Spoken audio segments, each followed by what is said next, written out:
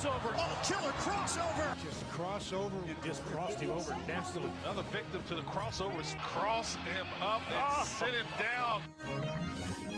Hey, the crossover is powered by Everlevel Concrete Repair in Omaha at everlevelconcrete.com. Hey, how you doing, man?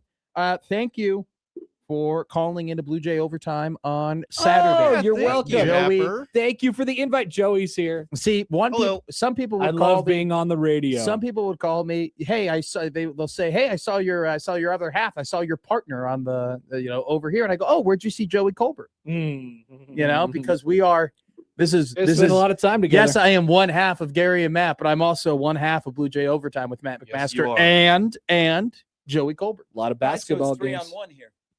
A lot of basketball games. No, I'm out of it. Let me 2-0 in the Big Ten. Let me give you a peek behind the curtain, Matt. I was sitting there and I'm watching the volleyball game, and I'm like, I had a message typed out to you. I was like, not today. I said it. I was like, not today. I knew. And then I deleted it, and I was like, you know what? Leave it. I'll do it, because the volleyball wasn't going very well at that point. So I was actually, can I be real with you? I was surprised that you agreed to do it. And not because of oh, you were sad about creating basketball or anything. I was just like, he probably just wants to go home, and doesn't want to do the radio like he does the radio 5 days a week. So time to be on the radio. That's why I was very appreciative of you coming on and giving us 13 incredible minutes, 2 more minutes than Owen Freeman gave the Creighton basketball team. You actually did on the Saturday. That was coming. Pretty good. Thank you. Pretty good. What will Blue Jay Overtime look like, for some games coming up? Oh, yeah, Joey and I, we gotta have a talk. Okay. Yeah, We got to figure that out. well, I'll be Joey's MIA. I'll be. Yeah, I'm flying out in a couple. I'm flying out on Sunday, and I'll be gone for 2 weeks. Hey, congratulations. Where are you going? Gonna visit family for Christmas Nice. down in Colorado. Small town. How small? Pretty remote. It's between Salida and Alamosa. So I have to Have take. fun in Parker. I have to take 2 flights. So I'll take Southwest to Denver, and then we'll take the small little jet from Denver Air Connect all the way to Alamosa. Alamosa. Yes. Sounds miserable. Thanks. It's beautiful out there. Yeah, it's but beautiful. It's right. Getting there is Their backyard is the Great Sand Dunes National Park. Wow. bougie. It's beautiful. I'm gonna miss you, partner.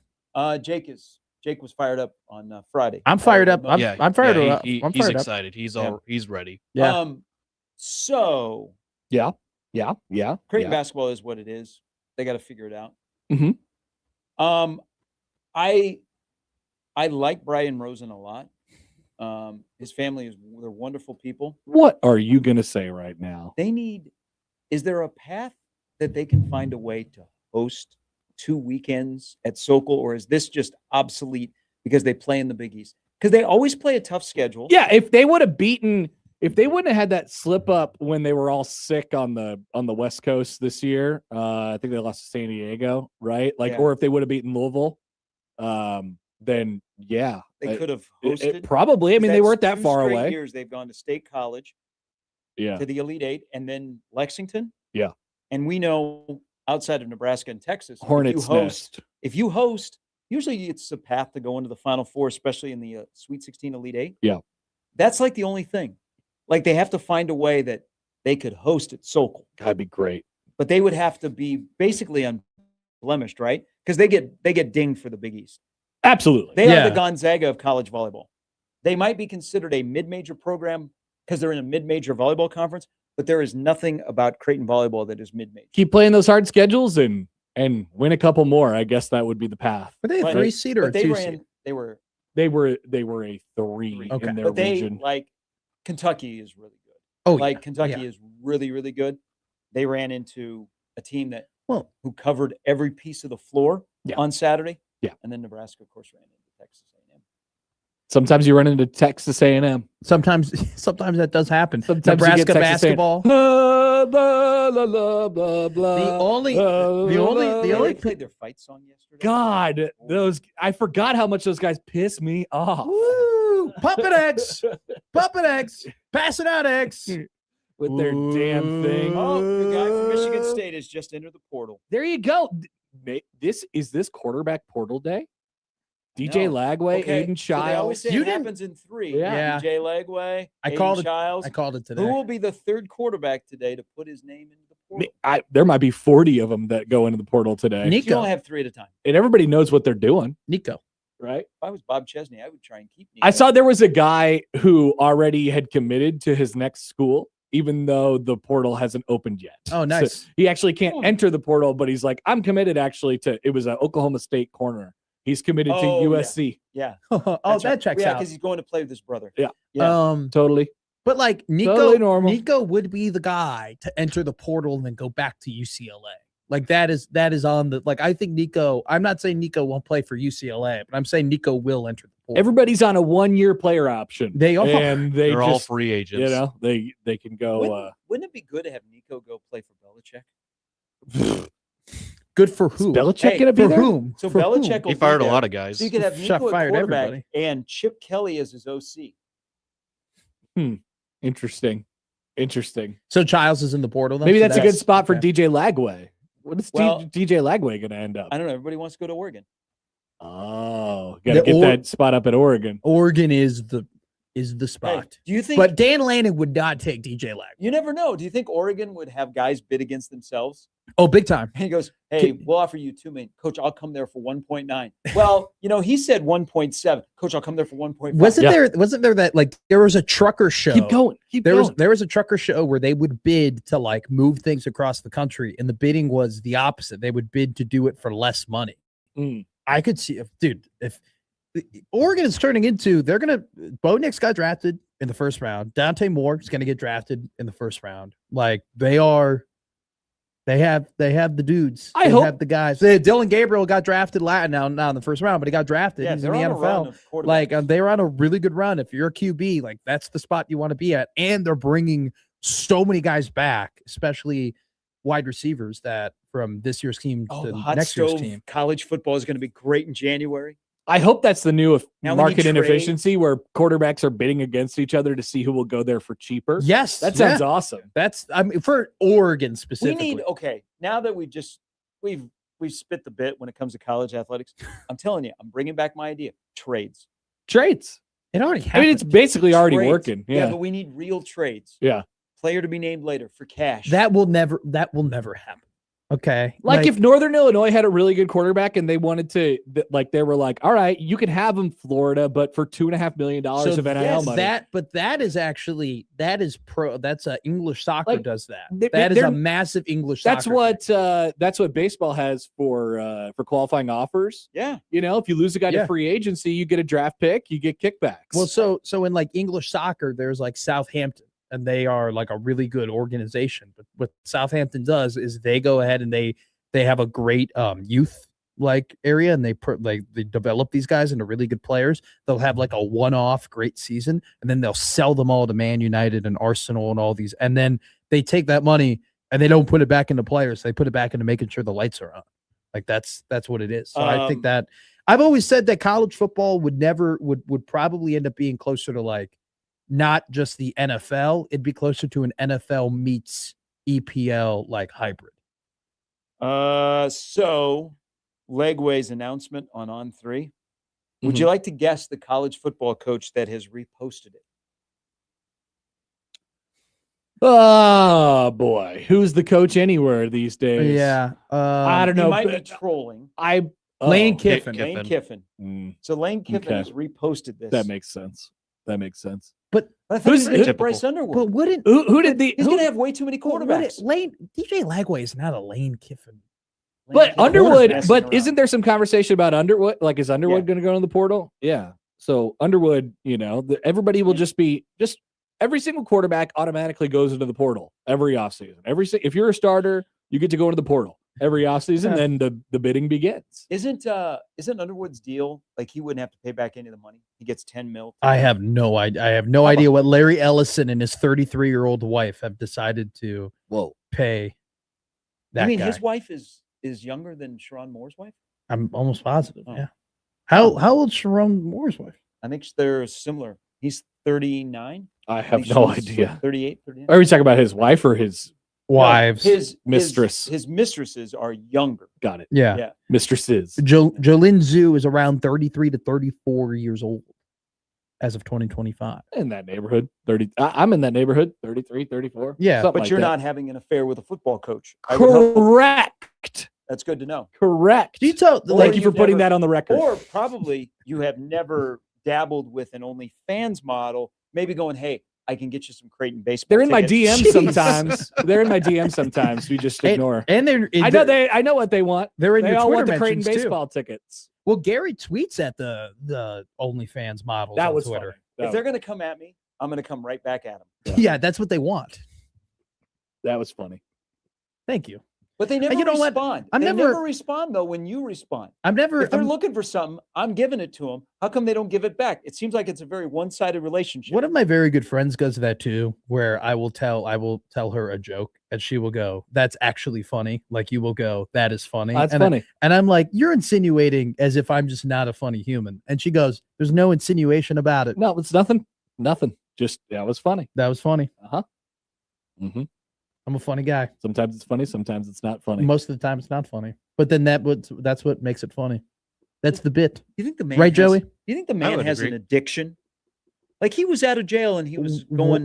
he was- Yes, obviously, clearly, he's a got situation. He's got a gorgeous wife and children and one of the best jobs literally in sports. And he threw it all away for what you called, rightfully so, it's undefeated. Okay. That is undefeated. He threw for that, which by the way, he already had plenty of. I'd like to see somebody deal an L to that. What? One day. It's Oh, still give it an L? Yeah. Yeah, I don't know. No. It takes too many W's. I'm doing my best work, maybe unintentionally though. I think. I know in the college That was That's good. funny. football Thank you. world, I think it's going to remain undefeated. There's a lot of Oh a lot yeah. of distractions out there. On three. some can handle it. On some, three says some ain't into it. It's undefeated. Baylor, LSU, and Miami are the early schools to watch for DJ Lagway. So it feels like everybody wants to be the quarterback at Oregon, like you said, Yeah. and everybody also every offseason wants to be the quarterback at Miami. Baylor. Baylor would actually make sense. Oh, they got some money. Baylor. 12. But you need a Save your guy. job, Dave You Aranda. need a guy who can throw the football in the Big 12. He cannot. He threw 16. He threw 14 interceptions. He loves throwing interceptions. He loves doing it. Yeah, He but that was also his Billy complete. Napier. I mean, Billy Napier probably broke him. Yeah, there's a great. That's what his agent is saying. Yeah, That's- yeah. I Oh, I think mean, you say obviously. this is a project that could be. This is a good You know reclamation what? project. It's funny. And Fix him. okay, here's a crazy. Doesn't work, but could be fun to fix. Here's a crazy. DJ Lagway. Doesn't that say a lot of Is- toys for Christmas? Isn't that just IKEA?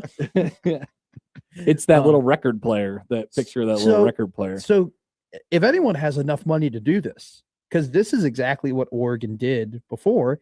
Oregon, so Dante Moore was a 5-star and he did not play well at UCLA. They went and they grabbed him and they had him sit a whole year behind Dylan Gabriel, and then they had him play this year. And now he's going to be ended up, drafted really high. Could be as high as the first quarterback taken off the board, even over Mendoza. Mhm. Could you go ahead and they go, "Hey DJ, we're going to bring you in. We're going to have you we're going to redshirt you." And So you you'll said be- they're going to get 2 big time quarterbacks? what if they did that? Eh, They went ahead and they didn't got you say they have 7 on the roster right now. but they can just, Do they have a young stud? see. I don't know. I don't think you could do that. I don't think you could They say, did it. They did it before I don't- with Dante. That's exactly what they did with Dante Moore. But doesn't it become a distraction when you're like, hey, It we, did. we brought in DJ Lagway to be our backup It this year. didn't. It didn't with Dante Moore. Yeah, With but Dante it's Moore they DJ brought in, and Lagway. they were It's- like, "Oh my God, Dylan Yeah. Gabriel." it's different. I'm saying if anybody could do it, it probably the chances of that happening are slim to none. Yeah, but I Are think that was a slim to none. choice that Dante Moore made. It was a great choice. He was He's like, gonna, "You're going to help me get to the NFL," which they have, and I understand I'm going to have to sit.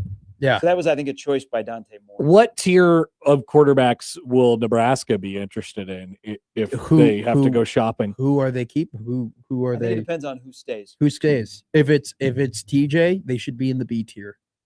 They should be in the If he's the one there, is that what you're saying? if So if Dylan's in the portal, if Dylan's in the portal, I would go out and get a guy where you're like, we're competing, we're fighting. It's TJ versus this guy. We don't know who the quarterback's going to be. Mhm. If it's Dylan, I would get a capable, Marcos Davila. yeah, maybe Basically, Gary get a brought- mobile quarterback with a strong arm. He's got to play. You got to put him in the bowl game. You got to put him in. you got to put him in the spring game. You got to get him some Gary tape. Gary made it. You Gary, could get the Grammy of the year. Who's this year's Grammy? Mr. Gramstad. well, Granddad. I have one for you. Coming off of injury, he's gonna laugh at this because he knows I love him. I think Billy Edwards Jr. would actually be a pretty good pickup. He got hurt. I think he's the agent for him. I Brings him up. Yeah, weekly. why do you talk about this guy because so he's much? good. Because he's a good quarterback. And He's good. He got a rot. He was sick. I saw him play against Rourke in Indiana, and they were dueling. And I go, that guy's got it. He's got chutzpah. Okay, so I like him. I've put my hat on him. Wisconsin liked him enough to make him a starting quarterback. He got hurt in the first game of the year. Mhm. He would be a perfect. Hey, Dylan's our guy. You've played Big Ten football. You've been in this league. You can recover from the injury. And, if Dylan starts to falter or he gets hurt, Maybe you just like him because you think he's going to be your quarterback at Northwestern next year. That feels like a nice spot for him. How's Preston Stone doing? you know what? Preston? Graduating, right? Yes. He's so done. He's gone. Yeah. Well, not that graduation means anything, but been out of there forever. eligibility. I haven't targeted. Sue the I- NCAA and I'm get an gonna extra year. I'm going to be honest with you. I haven't looked at other teams' backup quarterbacks yet to decide who I want Northwestern to pick up. But I'll tell you this right now: when Northwestern gets a quarterback, it ain't a starter. It ain't a guy who's been playing. It's probably good someone from the football. MAC conference. Yes. Well, Or Billy Edwards. Perfect. or Mike Wright, or from their own baseball team, Jack Lausch. Remember that guy? Good He one. sucked. Didn't he elect to just do baseball? Yeah, he was actually a decent baseball player. Or you go and get Hunter Johnson, and everybody's at the Notre Dame game at Ryan Field, at Old Ryan, being like, "Oh my God, we got the guy who was ranked as high as Trevor Lawrence." Look at this. Trev Alberts is on his morning retweeting spree right now of all the various things that happened yesterday, all the things from the accounts of Texas I thought you were A&M. about to Very, say Trev to Alberts is avoid in the me. transfer portal. Very low key yesterday. He hung out with Kevin, Mhm. super fan. Mhm. A Good lot man. of people that work in the Devaney came up to say hello. Did you see that Kevin got a new chain? Yeah. You know who he got that from? You, Who? Dylan. Mhm. Like new chain and like a Jesus piece, No. or like a Got a nice Yeah. little chain. Yeah. like ice, like or was it like one of those chain link Nebraska? No, it's a just nice- regular. Oh, nice he got chain. he got an actual chain. So okay. Oh Lord! So for people that don't know who we're talking about, if you go to a lot of the Olympic sports, Just open your there's ears. a super fan, and his name is Kevin. Like you go to a baseball game, he's right behind the dugout. Oh, he loves Nebraska. He probably attends more Nebraska events than anybody else throughout the entire Go year. Big Red, go Um, Nebraska. Super fired up guy. We'll talk Nebraska athletics with you. I don't think enough people know who he is because when he starts the Go Big Red chant, He's on a little bit billboard off. now. He's a little bit off. Yeah. And so people are like, learn the chant. That's But- Kevin. but That's it's- Kevin. Go to wrestling. Wrestling, he is right there, like almost right next to Mark Manning, Mhm. like in the front row. But yeah, yesterday, Trev Alberts sought him out to talk to him. Of course, he's a super fan. Absolutely. Kevin, it's Kevinified. It's his thing. Trev It's didn't his talk to cheer. anybody else. No, he talked to a lot of people. So Good. a lot of people came up and he was very, I just talked to Dannon a lot. yeah. So Dannon was at the women's Whoa, whoa, basketball. whoa. He did the double dip he also yesterday. talked to Harper Murray. Dannon was Did- at the women's did- basketball game and at the volleyball game. Did you see that Alberts said? So it was Dannon talking to Alberts, and Alberts said to Dannon, "That's bad." That was like a thing. Oh no! that Were we was, lip reading? Yeah, lip reading. There Uh. it was Troy. I think it was. Oh, It might have no. been K Suits. Was he talking to him about the playoff committee? or So what? it was Or Dannon. former head coach of the football team, Oh yeah, Mr. Oh, Suing. Yeah, oh. maybe. So that's so bad. I could tell. Because everybody knows I like to bitch, and so I can tell when somebody's bitching just on how they're moving, and so you can kind of tell that Dannon's bitching about something to Alberts, and Trev rather, is his head's kind of ducked in, really listening, and then he nods his head and goes, "That's bad." And so Oh, I geez, are we think doing this. yeah, so Troy was probably, now I don't know, we don't know what it was. It could be like, hey, the plumbing went out, at the athletic department and we don't have any running water, or it could be, hey, remember the deal that you wrote, that whole thing is now coming back in our maybe it was face. about the stadium project. Yeah. Oh, yeah, Yeah. Maybe it was that about the too. Do stadium you project. think Trev walks That's around? bad. Do you think Trev walks around being like, kind of told you so, low key? Are you guys gonna do my stadium? I think they're gonna do that. I think they're gonna do the stadium. Just will not look like I what hope they he had do. proposed. A little different. That was supposed to And this year, that was supposed to be presented this past Yeah. Board of Regents meeting. Yeah. Because Omaha had their project up, but the cuts, because that took over a lot of the Board of Regents meeting, so it got pushed back into 26. The next one, I mean, which is the plans next are month. the yeah. plans are moving forward, but to get it public and out there that the Board of Regents can discuss, I think they looked at the optics and said, "This is not a good day." Let's for UNL. wait a little bit longer. Yeah. Yeah. The optics, man.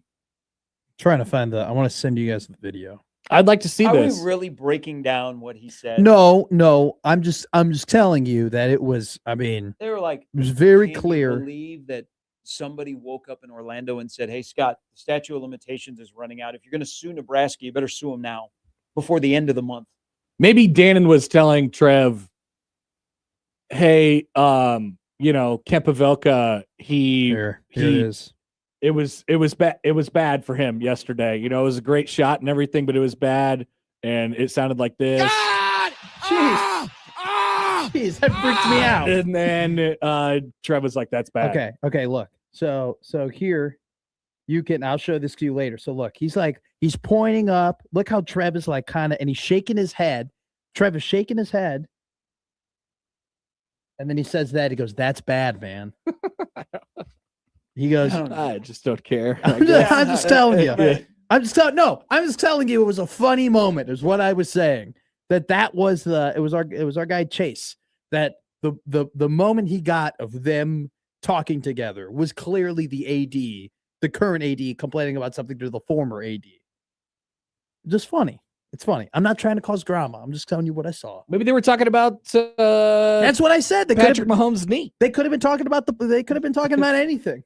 They could have been like, I was playing Catan and I was trying to get the longest road, and I actually went for a trump card, and then my wife came in, she already actually had the longest thing. He's like, "That's bad, I'm man." just going to guess that Trev doesn't play that game. Catan, I think he'd be great at pre-planning and executing some things. I like, so, on my TikTok, I have the algorithm of Nebraska athletics. So I see a lot of like Emmett Johnson and a lot of the volleyball players. A lot of dancing for Who, Emmett. by the way, if you are emotionally invested in Nebraska volleyball, stay off TikTok, because They going the through it. players went through all, like Maisie Bosinger. She Yeah. she goes, I told everybody I'd do this. Like when my career was over, I would take off my knee pads and shoes for the last time. And so she does it, and she's bawling. Oh my god! And then all of a sudden, teammates come in to hug her, and the camera's still rolling. You're like, stop this. Okay, this is. I mean, I don't want to see this. but It's not so made Texas for my A&M, eyes. I think Texas A&M had been in Lincoln for a while, because they were talking, like they were in Omaha or Lincoln long enough to go to like 8 different coffee shops. Well, they with their probably players. got in on Wednesday, Okay. right? Played for the first time, practice I couldn't- Thursday, played I for the first couldn't time figure out Friday. by watching their players, because they would do TikToks, but it'd be like 5 of them walking to the mill, Of or a course. place like that. You I got was to trying go to to figure out where they were staying. Like it's not like, it wasn't the Embassy Suites. Mm. It was like, I think one of those new hotels on O Street. Or maybe the out at Innovation Campus. Huh. Visit Innovation Campus. I never went That to hotel, East. that's a good I hotel, went by to the way. East. I never went to the Innovation Campus once, and I went to Good East. bar. And I went Good to. bar. It's a good rooftop. bar. It Really? is good rooftop. It's a What? good place. There was a bar over there. Yeah, on the rooftop. Oh, I had no clue. At the Innovation Was Campus. okay at the Union at Nebraska before COVID. Did there used to be like a bar there, or like a little restaurant there at the Union, like right when you walk in, where the piano there was a piano and a stage, and there looked like a makings. Yeah, there was like a little shop there where you could buy Mountain Dews. Oh, okay. Yeah. Apparently they've changed the Union massively. I haven't been back there. I used to buy some Yeah. Mountain Dews from there. See, I went to the only steak and shake in the state of Nebraska. Go and get that Frisco patty melt. This was even before Connor. They used to have a thing down where, well, So where the old softball field used to be was where the intramural fields are across from Cook. Okay. Yeah. So that's where softball used to be. Yeah. But across the street was a place called the Reunion, and they had a bar in there. Nice. And they had like Amigos, and it was like the secondary. What is that? Mabel Lee? Mabel Lee. yeah, Nice. yeah. Very good job. Mabel Lee. Mabel Lee. So Nebraska still is a dry campus, technically, right? Yeah. Yeah. Technically yeah. dry I don't think campus. you can't just walk around The with only beers. place on campus where you could drink and they can't do anything is on the green space in front of the Union, Yeah. because the university doesn't own that. So that's why they have those tailgate That's why the things frats over and there. sororities Yeah. have Yeah. that Yeah. tailgate, and it's just all you can. You know, that was funny when I went to when I was telling people I was going to the University of Nebraska in Illinois. People told me that they're like, "Hey, it's dry campus. Hey, it's a dry campus. Like, hey, it's People forget. it's not as part. It's not a super party place like you might think it is." And it really wasn't all that until you met people who grew up in Nebraska. Yeah, and then they have all of the connections, and then you just go to their house parties. That's all. The If- partying still gets done. Yeah, if you want to party, if anybody's listening, they're about to become a freshman at the University of Nebraska. If you want to go to parties, you got to do one of two things. You got to join Greek Life, or you just have to become friends with somebody from Omaha or Columbus or Hastings or Norfolk. Just become friends with somebody who grew up in Nebraska. They have the connections. They know the people, and they will lead you to the parties. Mhm. And then turn 21, and then you're good. Once you turn 21, it doesn't matter anymore. By the way, Still Team Nick's writes in, he says, Trev grew up in the 80s. Troy was telling him about the Impala SS he restored, and Trev said, that's bad. What was Dannon saying to Trev? There you go. Also, Coming up next on the Connor Happer Show. Brady Allen. Who else from is in the Louisville has portal? entered the portal. Fourth-year player who began his career at Purdue, has 2 years of eligibility remaining. And that's he was tier the 3. he That, was- that could be a Northwestern I was about guy. to say he was a backup to Miller Moss, right? Yeah. Brady Miller sounds like a Brady Northwestern- Allen. Brady Allen, even better. Yes. He sounds like a Northwestern quarterback. Almost Barry Allen, So, the Flash. or Leonardo DiCaprio So we must be. in that one movie, Catch Me There If You must Can. be a lot of movement behind the scenes with quarterbacks that we're starting to see these trickle out today. Yeah. Oh, big time. Okay. They're probably all belong to the same agent. And he's probably like, today is the day. Or maybe one agent saw another agent. It's probably the trickle down. I think Lagway, he put it out there, and now all the other agents are making calls being like, hey, we got to get in this market now. Wait until Underwood hits the portal. That'll be awesome. I know. It's all about to happen. But You he know- doesn't, he's got to wait until he finds out if he has a head coach, right? You know, They're just everybody, going to keep Biff. everybody's telling me that, Nebraska wants to have a mobile quarterback and a running offense. DJ Bryce, Lagway. Bryce, you're already played here at Lincoln, scored a couple touchdowns. You already got some good memories here, Who can throw less, DJ Lagway or Bryce Underwood? Oh, DJ Lagway for sure. Are we sure? I Bryce don't know. Underwood didn't get any better. I watched Bryce Underwood throw that he thing. he was already better than Lagway to begin. Yes, there was no improvement, but he was already better than DJ. They both have cannons, but can't control it. One of them got Billy Napier fired, and the other one somehow kept Sharon Moore's job alive. Okay, I don't know that he was responsible. For I don't. that. Yeah, I think you're right, but he was the quarterback for a 9-3 football team. The Paige in the office was like, I really like Bryce. I think we need to stay. They with him." had a bad quarterback the Jeez. previous season. Too soon, Garrett. How is it too soon? She's still employed. No way. Yeah. She Well, I is. think there would probably be lawyers. Yeah. There's Maybe a already little bit going to be tricky. lawyers. She's going to get a hell of a lot more than $90,000 if they end up firing her. Probably. That's what she makes. She got a $42,000 pay raise. Yeah, Why I know that is dumb. I need to get off Twitter. It's probably what I should do for the holidays. You should try that today. Get off Twitter Have today. a, Not cleanse. today. Not today. Not Yeah, today. because you you never know survive a what day quarterback without might be in Twitter? Could I survive a day without Twitter? No. I know I'm also too. Could you survive a day without your phone? No, I couldn't. Whole question. Of course you could. You I just don't sit- think you I, would- man, this you- is You would bake something spectacular. I would roast something. You would spectacular. roast something I'm not a spectacular. bake. I'm not a bake. The only time I really bake is when I want to make a cobbler. You baked me a cobbler. And you didn't eat it. Nope. But didn't then have ice cream. but then I roasted you some chicken.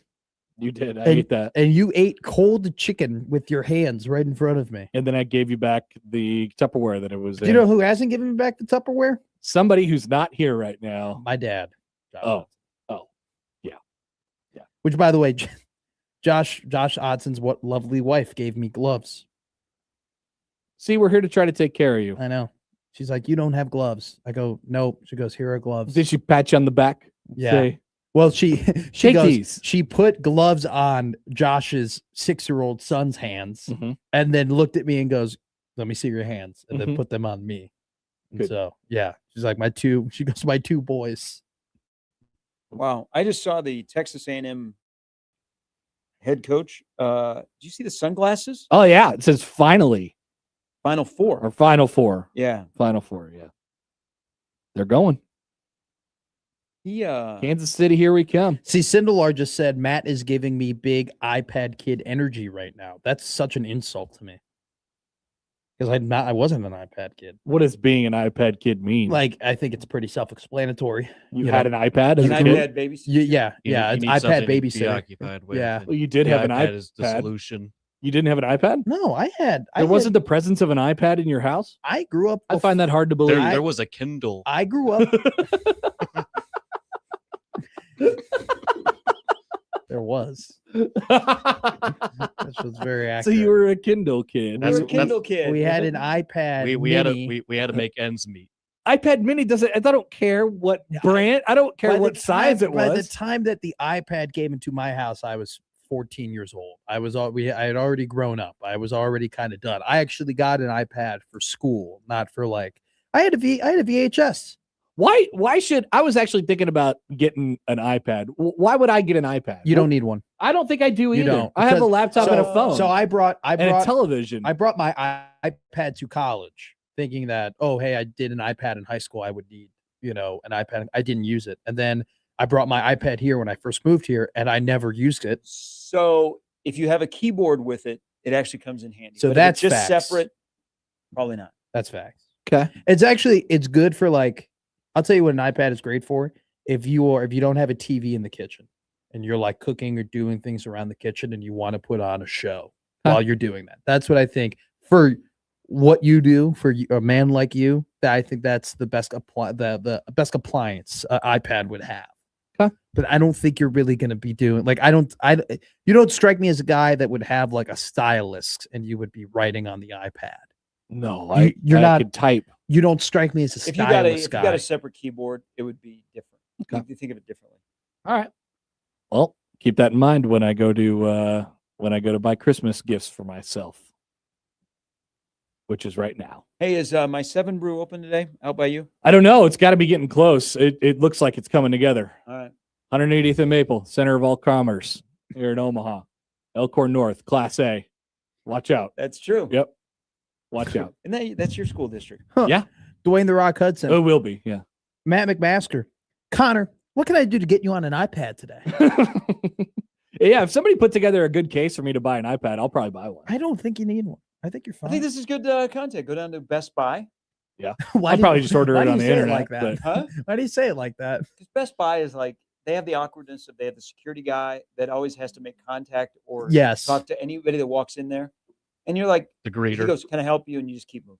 but why do you go Best Buy? Like, well, it's just Best Buy. It's like you're saying Foo Best Fighters. Yeah, there's Best Buy. an elongated space between Best Best Buy. and Buy. Yeah, why are you doing it like that? Ken says iPad is a waste of money. All right. That's Now, all like, I need to know. like if you have a child, like it might be good for them, but you don't want to raise an iPad kid. iPad kids. No, have she's already got problems. Mickey Mouse Clubhouse. and- Dude. And Bluey. I mean, does she get fired up when they have the mystery mouse tool? Very. Yeah, Very. there's nothing. I did too when I was a little kid. There was nothing better than Mickey being like, "Oh, we're gonna have to use something we don't even know what's We're coming." gonna out of roll here. the dice here. I Come don't know. here, Toodles, you son of a you son of a gun. Oh, Toodles. God. Exactly. Hot dog, hot diggity dog. All right, fellas, have a great day. You too as well. Where are you here all week? Friday we go to Houston. Oh, I got to get a sub for Friday. Houston. Yeah, All right, you better get that. Yeah. That's in 4 days. Steve Schaefer, Caleb, is one of the. two. Quick take on the Royals acquisition of Isaac a Collins. steal. Yep, thank you. Because you also got a good reliever. Yeah, Nick and Mears. and I thought the Brewers took on too much salary. Serpa was a little surplus here. Take him. Yeah, just show me the roster. My- of how Mark. is- Serpa will go and he'll be like a great fourth guy in the rotation. You next get year. a Creighton guy playing with the Royals again. So exciting. and he's a good player. So exciting. Hey, Chris Bubich, what's he doing? Is he still on the team? Chris Bubich I would love to trade Chris Bubich. Yeah, I know but you it doesn't would. seem like Yeah. the No, The I think you got a prices are coming in. steal over the weekend. That trade flew under the radar. Yes, it did. Thank you. Thank you. It was a I nice just- little pick me up after Saturday's disasters. I just can't wait to go back home to Chicago and see a bunch of Chowalski jerseys walking around the South Side. Rock Chalowski? Chalowski. Yeah, Rock Chalowski. He's coming. It's like Kick Batowski. All right. That's Crossover powered by Every Level Concrete Repair in Omaha, everylevelconcrete.com. It is Monday. We'll start things off next. That's the Crossover. The Connor Happer Show is next on 1620 The Zone.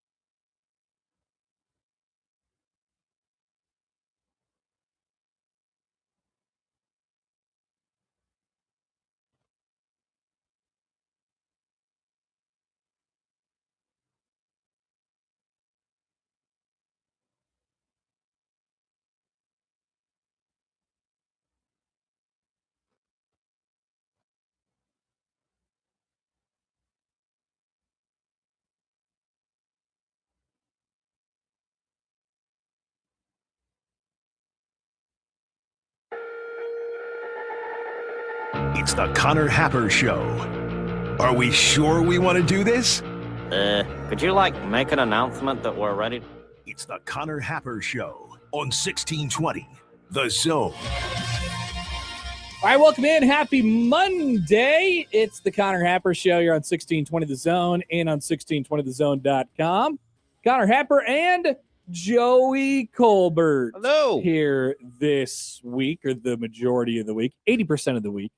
Yeah, I would say for most of the week. I'll be here a lot before my little vacation. Yes. Joey's got one hard week of work, and then he's off for a couple weeks, deservedly so. Mine as well. Keep myself busy. I got maintenance coming over to my apartment a couple times this week because there was a little leak in the bathroom above me. So there was a little drywall repair on the ceiling and then a little painting touch up. Whoa. So coming in, they're going to stop by the next day and then Friday to paint it up. So might as well. I'll be out of the building.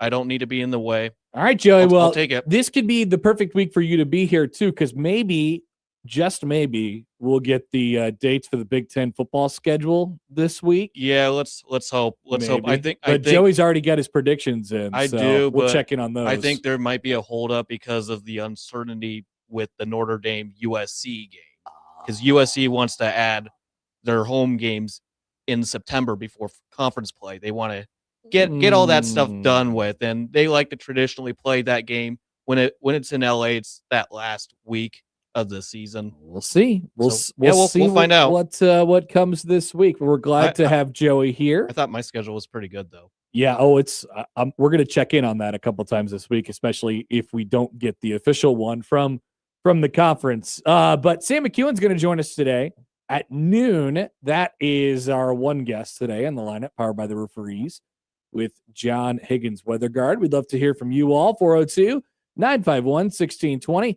on the Prairie Flower Casino Zone hotline. You can call or text that number. Tweet at Happer Show, at Connor Happer, on the JTech Construction Zone Twitter feed. Email Connor at 1620thezone.com or Jay Colbert at nrgmedia.com. You got it. On the Equitable Bank Zone inbox. And we say good morning to the YouTube streamers today who are occupied with trying to figure out whether I need an iPad or not. Your help is appreciated. Or if you need a Kindle, if that's still a thing. Or if I need a Kindle. I don't really read books, so probably not. Probably not. I wouldn't even read books if they were on a digital platform. I read articles and watch videos. I'm the new age. It's kind of difficult to read a book through a tablet because you're staring at a screen. I like the hard copies better. We love the hard copies. Stibbs is here in the YouTube chat. He says, hi, Connor. Hi, Joe. Good morning. Go Broncos. Yeah. Congrats to the Broncos. We'll talk about Joey's pain. A day of infamy, I would call it. Sports are pain. And we'll have that in just a couple minutes. We'll describe to you all the pain. That is unless, of course, you're a Nebraska ball fan. We will talk about them plenty today. But yes, we'll go through all of the things over the weekend, like Nebraska volleyball bowing out early in the NCAA tournament. The Creighton volleyball bowing out of the NCAA tournament. Creighton basketball switching some things up, down by 18 at halftime at home against K-State. Things are really, really rocky. Come back just to lose late.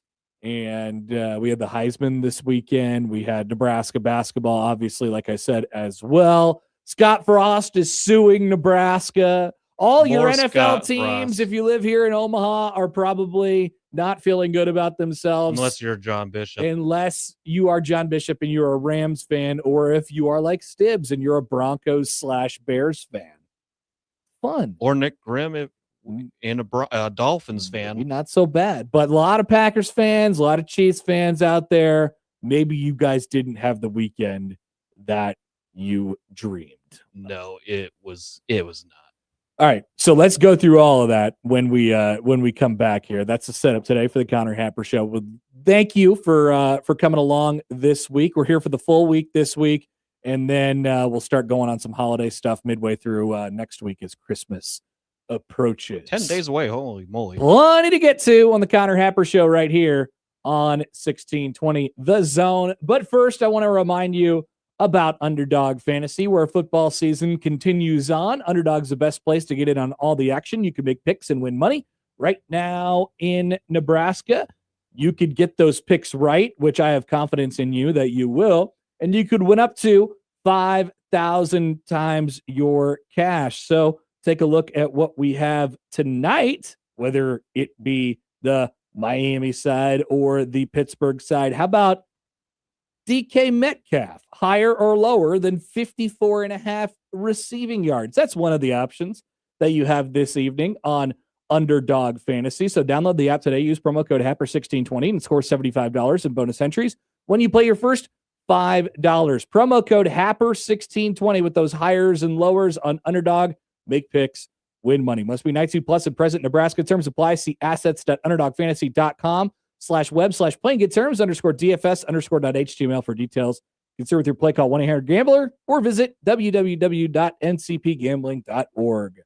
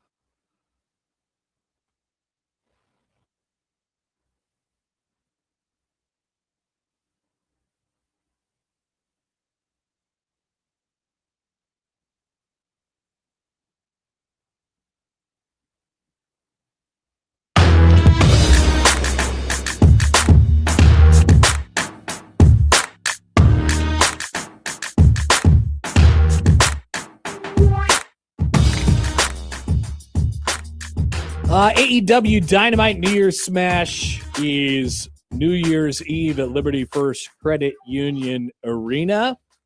So you can listen to this show this week for your chance to win tickets. We'll have tickets for you, or you can find more details online, 1620thezone.com. Once again, that's AEW Dynamite New Year's Smash, Liberty First Credit Union Arena on December the 31st. That's New Year's Eve. All right, so we got a bunch of different subjects that we're going to be diving into today. Let's quickly recap. We'll spend this segment talking about just an over the weekend from an overarching view. Okay, so sports can hurt sometimes. It can. Sports can hurt sometimes. That is in this new world that we now live in, unless you are a Nebraska fan, and then you're probably still feeling a little bit of pain from volleyball. But let's quickly recap here before we'll dive into each of these individual subjects as we go on throughout the show today. All right. So here it is. Nebraska volleyball drops a 5-setter at home after an undefeated season. Doesn't even make it to the Final Four at the hands of the hated former AD's team. Their sickness coursing its way through the team. There's a player getting injured pre-match, tripping over a volleyball. Bad tone setter, even though that happened on Sunday. Chiefs fans, how you feeling today? Chiefs fans, I got news for you. You're out of the playoffs and your quarterback tore his ACL, which pretty much bombs the majority of next year as well. Are there any Packers fans out there? Joey, I'm there here. he is. I'm here. Micah Parsons tore his ACL, and likely the hope of a deep playoff run went up in smoke. That wasn't the only injury that happened in that game. What else was there? Well, there was the starting right tackle, Zach Tom. There was Christian Watson on that interception. Awesome. Which it turned out it's not going to be as serious. He'll probably miss a game.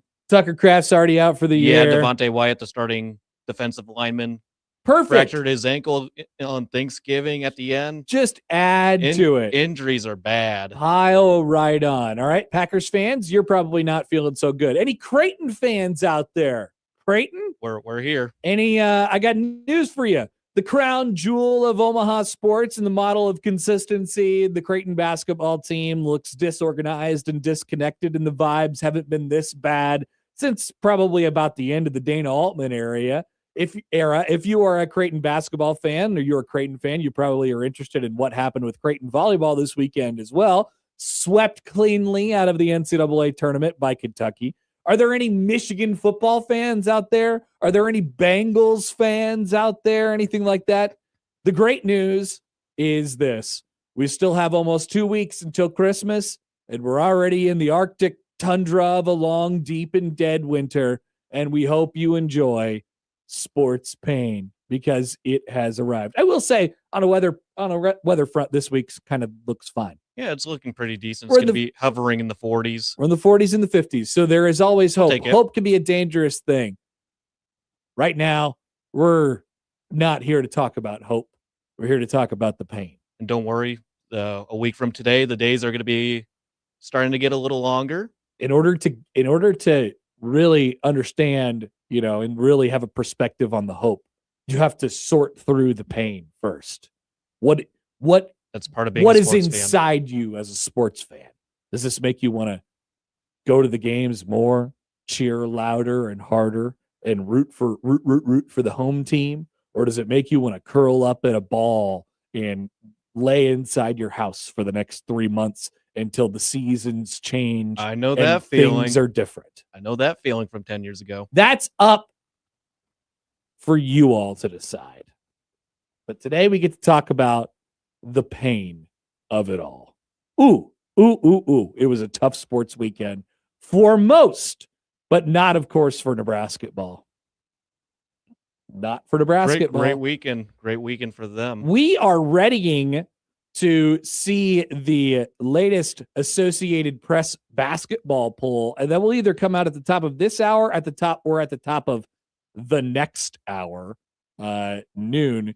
But be prepared, brace yourselves.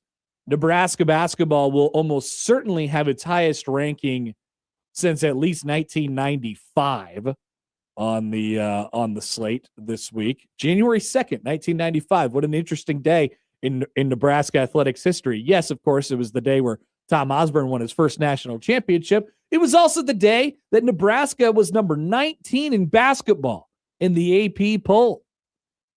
Their highest ranking they have achieved. That is their high water mark in the last 20 years, almost 21 years now. So there is that. Also, we have this from producer Josh. Look at this. Producer Josh tweets into the show. Airport update. He has an airport update for you. Still a good deal of orange barrels and signs, but looks less chaotic than previous trips. But this is all speculative. As you know, I would never enter the airport and fly commercial because I fly charter. That's Josh Odson, ladies and gentlemen. So what he means by airport update is just another reminder for you all that when I do travel, which is not very much, I travel the easiest possible way you could travel. Thank you, Josh. That's appreciated. I like the reminder. We get this from the Equitable Bank inbox from John. John says, is Creighton going to be able to get this season turned around enough for them to make the crown this season? Well, there's a couple different ways you could look at it for a Creighton basketball fan. We'll talk about them as we go on throughout the show today. But if you have hope, if you, the first 7 weeks of the season or whatever it's been, haven't made you want to curl up in a ball and lay inside your house for the next several months, now could be a great inflection point. Now could be a great stopping point. Conference play starts on Wednesday. A tough road trip to Xavier right out of the gate, and then coming back home with Marquette on Saturday. What does this make you want to do? Does this make you want to turn the season around, or does this make you want to crawl inside of a hole? That's once again up for you to decide. John writes in, or different John on the JTech Constructions on Twitter feed. Don't forget about Nebraska women's basketball. How could I ever do that? Undefeated. Ranked number 9 on Lady Kempom or Lady Torvik right now. They're pretty good, and they're still not even 100% to full health. Nebraska is a basketball state. Moment. So who would have thought that out of all the undefeateds, it would be volleyball to go first? Ooh, tough weekend. Also, oh yeah, by the way, are there any Kansas City residents that listen to us on the radio here in Omaha? Well, I have bad news for you as well. Yes, Patrick Mahomes tore his ACL and the Chiefs are eliminated from the playoffs for the first time in 10 years. But also, you don't get that sweet, sweet commerce that Nebraska would have been providing you this week at all your local barbecue establishments and hotels downtown. That is true. Power and Light. I think Power and Light might go under this week. What are we going to talk about? Kentucky fans showing up? I don't think so. They're not going to be there. Yeah, Wisconsin fans going down there. It'll just be Wisconsin. Wisconsin fans, Texas fans. A&M fans will travel. Norm writes in on the text line. But Connor, 1995 was 30 years ago, not 20. Damn it. Making it all worse. I almost forgot that 1995 was 30 years ago. Before I was born. Not 20. All right, so that is the tone setter for today's show. We are glad that you are with us today. We'll come back. We will check on our dear friend Kent Pavelka. Is he okay? We have audio for you. We have obtained audio, not exclusive audio in any way, shape, or form, but audio from Nebraska basketball's buzzer-beating win at Illinois on Saturday. We'll be back after this on 1620 The Zone.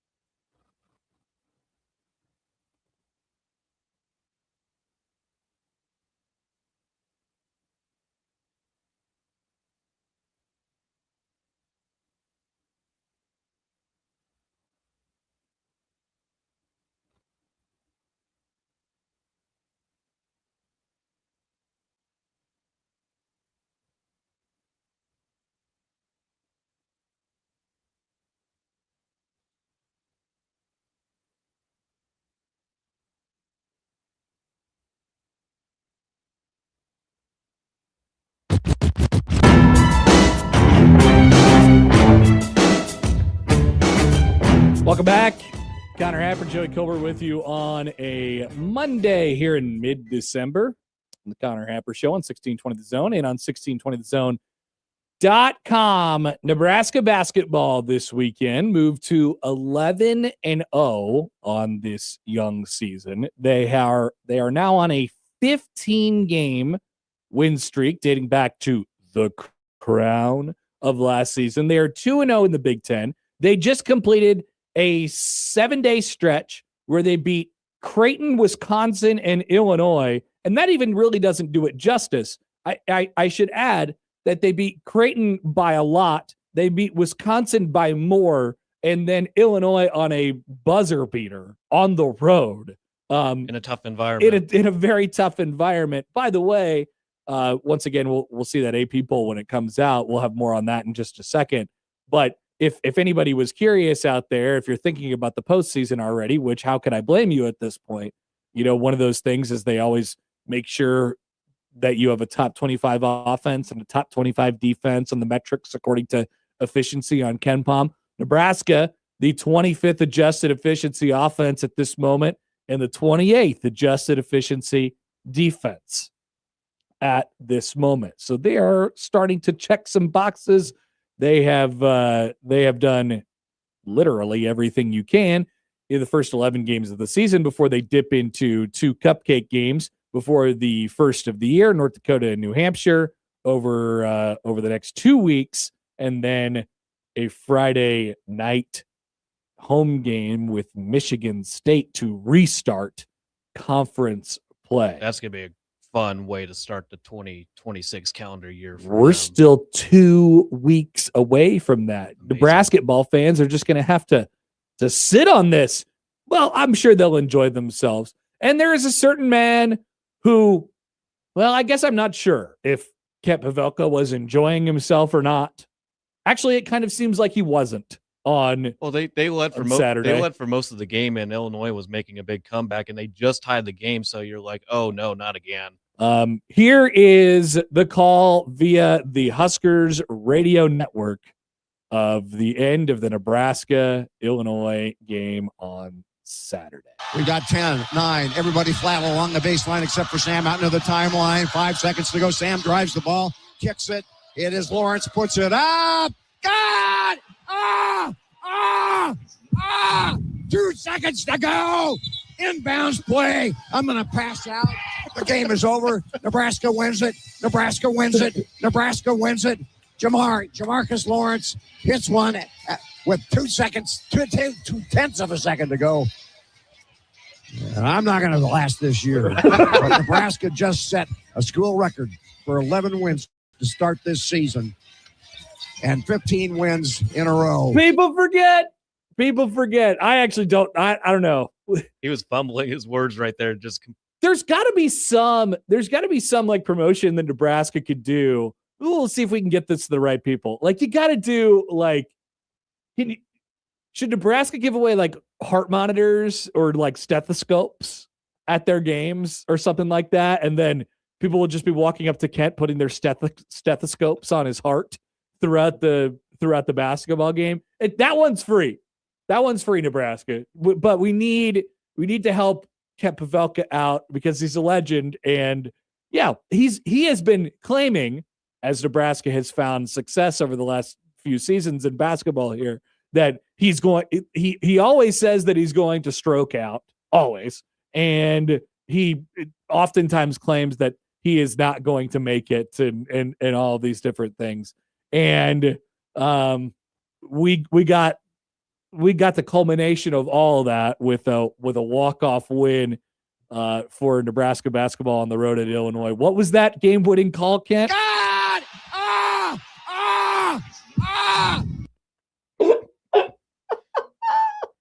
So good.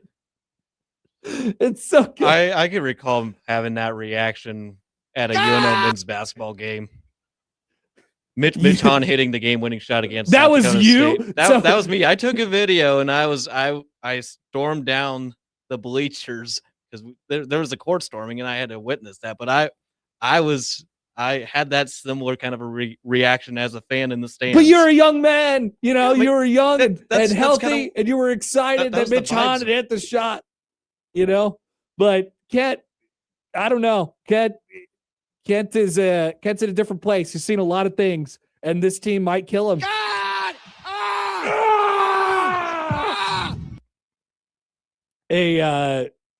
Okay, so a couple things. First of all, Ken says, "Is this the new touchdown?" Wow. Okay, let's compare the two. Here's Kent. God! And then here's Gus Johnson. Which one rocked harder? Oh man. I mean, which one should, or do we have the introduction of a new grunt for Grunt the Slate? That's what I was kind of teasing after listening to the call after doing Blue Jay overtime with Matt. We listened to the call and I was kind of making that determination. So peek behind the curtain here this morning. Joey had all this stuff ready to go for me, which awesome job. And the original cut that you had, this one, God! that is for Oz. Well, actually, the first one is more of a gah, and because I think he was trying to go into got it, right? Yeah. Gah, and then it's 3 consecutive ahs. Ah, ah, ah. All you had was ah, ah, ah. But I felt like the gah, ah, ah, ah is really important to the situation. Yeah, you came in clutch and added that. Really, really important. God! I just hope he's going to be okay. Kent, if you're listening, it's awesome. It's a good thing they got these 2 non-conference games against North Dakota and New Hampshire. He could recover before Michigan State comes into Lincoln for a big top 20 Big Ten matchup. What is the closest? What is the time in your life, Joey? Is it when Mitch Hahn made that shot for, when you were a student at UNO, when you sounded, you did most the noise that most closely resembles what Kent Pavelka did? Because for me, I think this is God! that's painful. I can't there was a lot more for me going to the Crane games. I mentioned to you before the show, the UConn game. I went super crazy and I nearly passed out a couple times just screaming my I'm lungs gonna pass out. The time for me, I would say, is when I haven't hydrated enough and all of a sudden I'm sitting there for a long period of time and the cramp will come. The cramp will hit the thigh. And there's nothing you could do except for straighten all your legs and tighten up and straighten your legs and tighten up and stuff like that. But that, if you ask my wife, she would probably say, oh yeah, I've heard Connor do that from, when he was downstairs in the basement. Just this. I will admit I was producing the CWS last year and the Celtics were in the finals. Pritchard hitting that full court shot. Okay. It was just me and I think it was Mark in the building, and I had the door open and I was screaming while producing the game. Thankfully it was in game and not during a break or whatsoever. This is a beautiful thing. And maybe even more beautiful is that Nebraska basketball just continues on the streak that they're in. So they're going to be ranked quite highly today. We'll see what that ends up being. I can pretty much guarantee. So their highest ranking ever was 8. Well, this is back in the 60s. They're not going to be as high as 8 today.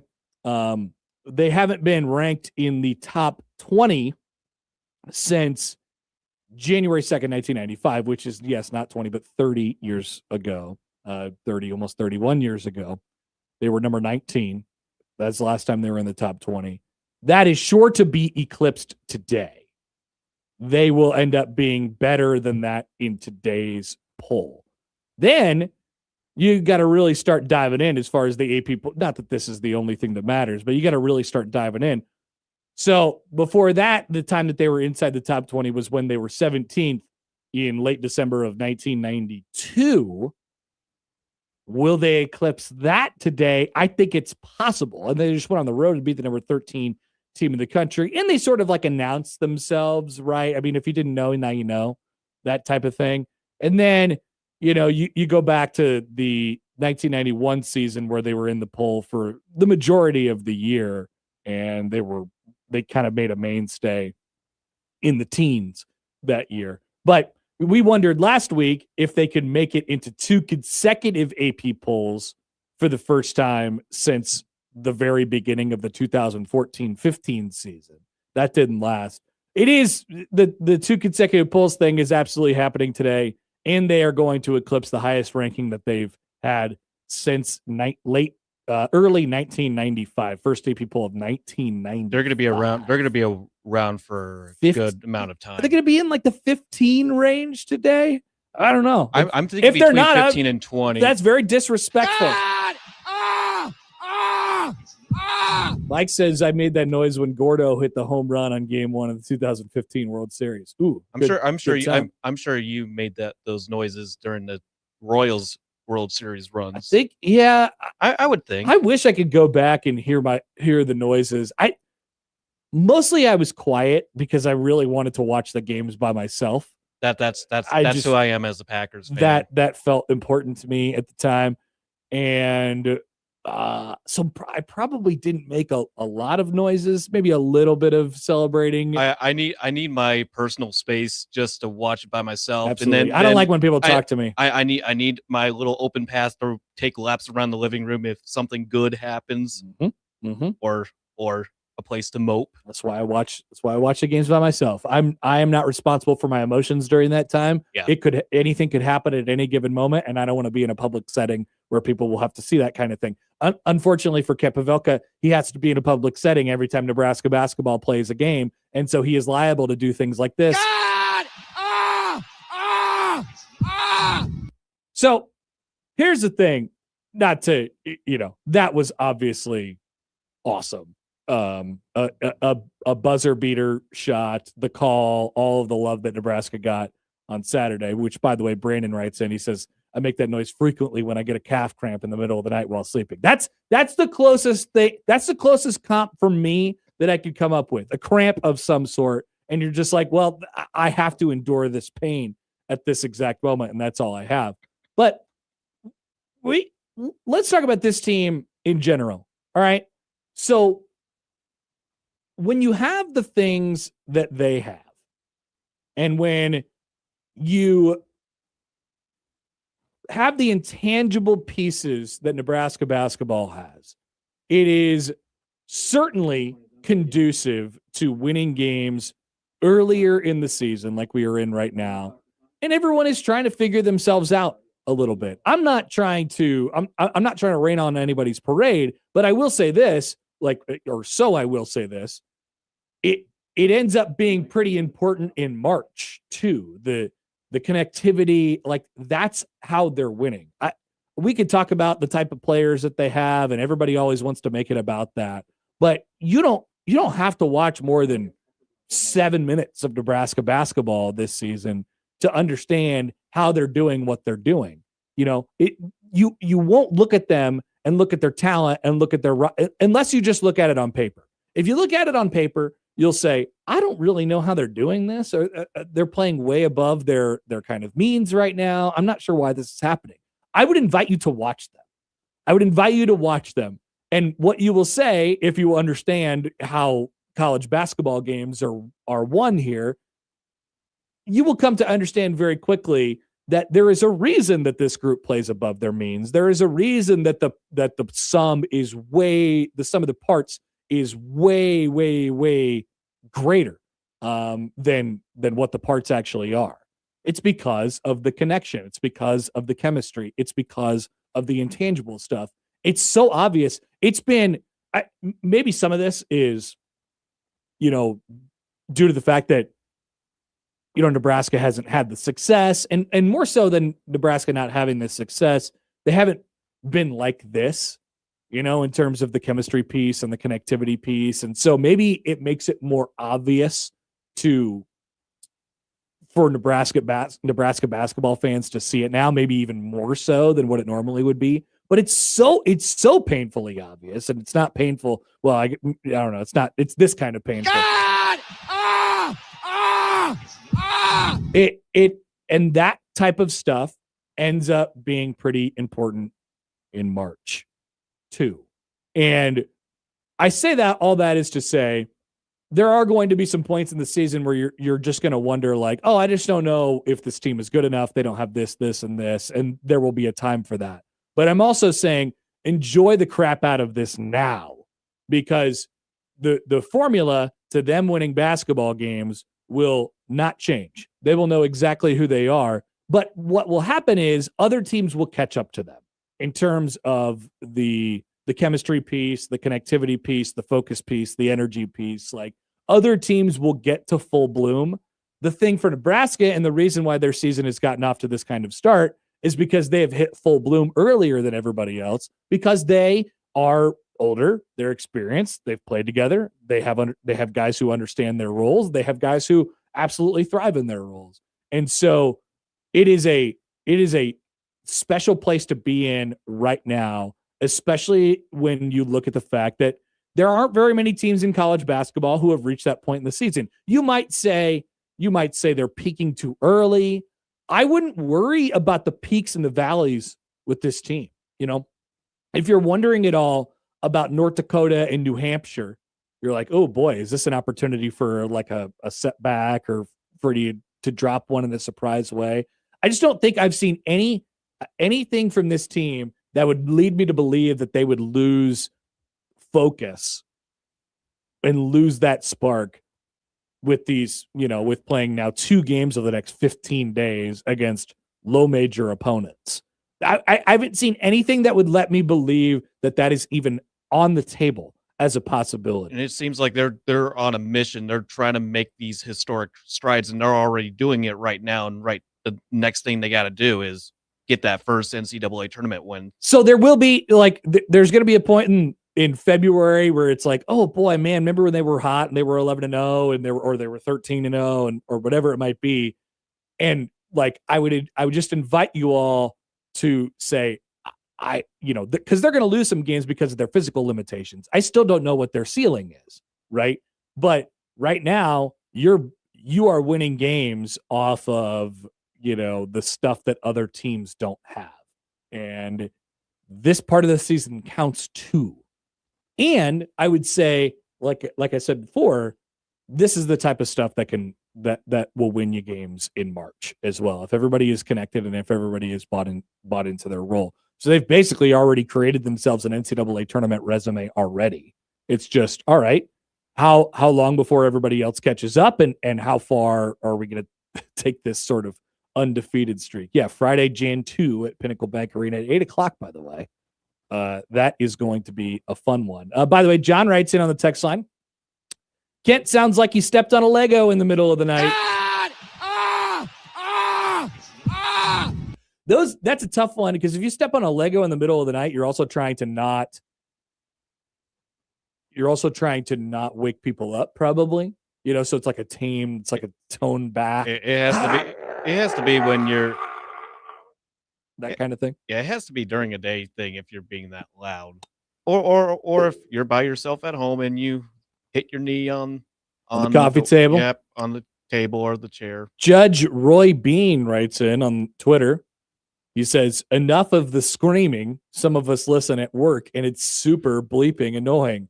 Hey, I'm not going to apologize for playing this, okay? This is great. This is an all-time historic piece of audio that we have from a historic broadcaster at Kapavelka. I'm not apologizing for nothing. I want to play it again. God! And we know what happens with drops. We wear the crap out of it on the first day, and then, you'll hear it less as we go on. Would you like to hear Gus Johnson yell? There we go. You're More used yelling. to the John Bishop stuff. Exactly. We still have John Bishop on here as well. Stuff like that, or horse crap call, whatever it might be. I got stuff from the Kansas State game.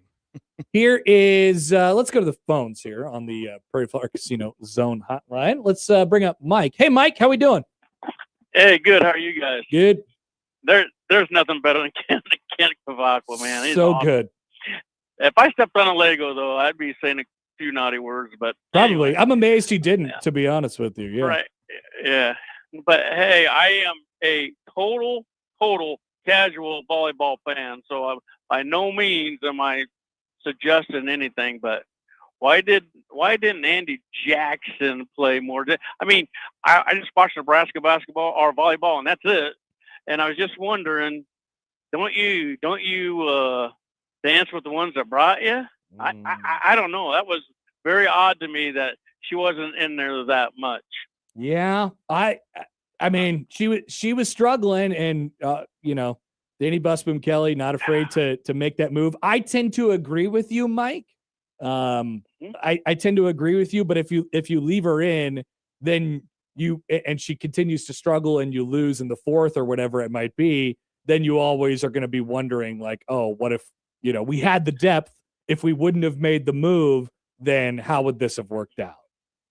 Yeah, I don't know. It's tough. That was tough. It was a tough game, but that set number 4 was probably the best volleyball match that I ever watched in my entire life. That was really fun. Yep. Thanks for the call, Mike. Go ahead. Can I sneak in a football question quick? Please. Oh, I'm just wondering, is there any news on Elijah Robinson at all? I got nothing for you. We're quiet on the Elijah Robinson front today. I'm not sure. All right. Thanks, Mike. Appreciate it. Maybe we'll hear something. I assume we'll hear something about that this week. There was other suitors for Elijah Robinson. And I don't know, or maybe it's the kind of thing where Nebraska is trying to get the ducks in order and stuff like that before. We can talk about that as we go on throughout the show today as well. And we'll talk about the volleyball here coming up in just a couple minutes. But once again, Nebraska basketball 11-0. We said it before, I guess after the Wisconsin game, before the Illinois game for Nebraska. Hey, if they win, it's like an all bets are off situation. I mean, let's see how long this thing goes at this point. 11 is one louder. Keep on going. 15 in a row for Nebraska basketball. And yes, people are starting to notice. We'll take a quick break. Want to hear from you all today, 402-951-1620. By the way, a couple times in which people sounded like Kent did. Here is Alec. I made both the Pavelka and the Gus noises during Black 41 Flash Reverse. Thank you, Alec. Appreciate it. Front text from the 402. Kent's call reminds me of when I was 8. Jumped off the roof of a small shed, landed on a board with a long nail sticking straight up, went right through my foot. That's how I screamed. God! It's so good. And I love he just kept, it was just, your instincts just take over in that moment. Cause he was trying to go with the got it. I mean, obviously the classic got it. And it just, I don't think he could believe what he was seeing. It's just the way it happened because Hoiberg was just driving in for a layup and then he dished out that pass to Lawrence and he was defended pretty well. He just made a really good shot. Mike writes in, should we add Nick Baugh's Booker Woodfox call to Kent's call, the one where he only screamed? Yeah. I mean, yeah, we could get all-time screaming moments. I want to hear the full thing one more time, just so we can and take note of the after the shot goes in, right? Because he's clearly trying to just catch his breath. We got 10, 9, everybody flat along the baseline except for Sam out into the timeline. 5 seconds to go. Sam drives the ball, kicks it. It is Lawrence, puts it up. God! 2 seconds to go. Inbounds play. I'm going to pass out. The game is over. Nebraska wins it. Nebraska wins it. Nebraska wins it. Jamarcus Lawrence hits one with 2 seconds, 2/10 of a second to go. I'm not going to last this year, but Nebraska just set a school record for 11 wins to start this season and 15 wins in a row. Unbelievable. It's one of those moments you express that much and your vision kind of fades a little bit. You get a little dizzy just because of the amount of energy you're using to deliver that call. Hey, great term to use, Joey. Speaking of amount of energy that you're using, did you bring your stethoscope? Did you bring your heart monitors to the Nebraska volleyball game yesterday? We'll talk about that when we return on 1620 The Zone.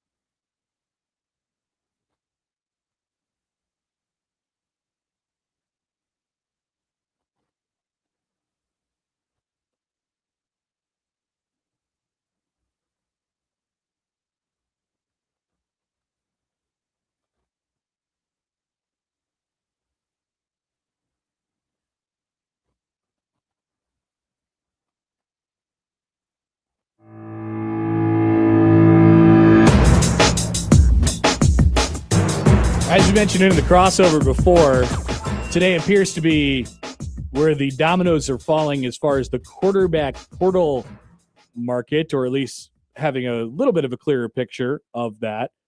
This one just in from Mr. Pete Tweets. Cincinnati quarterback Brendan Sorsby has informed the school that he is to enter the NCAA transfer portal. He is still waiting on his NFL draft grade. If he hears something back from them that suggests that he might go early in the draft, then he'll probably just be off to the NFL. Our dear friend Max Olson from ESPN follows up. He says, Sorsby is planning to enter the portal. Not impossible that he decides to go pro. Texas Tech and Indiana are the two schools to watch from this one. If I remember correctly, I believe Brendan Sorsby already has played at Indiana. Sorsby, wasn't he already an Indiana quarterback at one point in his life? Interesting. Yeah. I believe he was. I'll see if I can find that. He was. Okay. He was for 2 years, 2022 and 2023. He was their main starter as a redshirt freshman in 2020. I didn't realize Mendoza was a quarterback at California. Cal. That's Heisman winner Fernando Mendoza to you, Joey. Yeah, yeah, that's true. I watched the interview from the Cal Stanford game, and same emotions he had from the Big Ten championship game. I want to talk about him and his Heisman counterpart. Oh yeah, a little bit later on in the show today.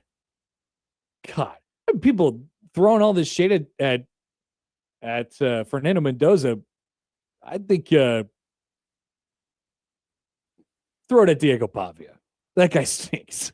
Yeah, that guy stinks. He's fine as a football player, but boy, he stinks. He's doing He's doing the most. He's doing his best to impersonate someone from 10 years ago. Not good. Oh yeah, maybe a little bit. That's kind of what I've been. Well, at least in his mind, he thinks he's Johnny Manziel.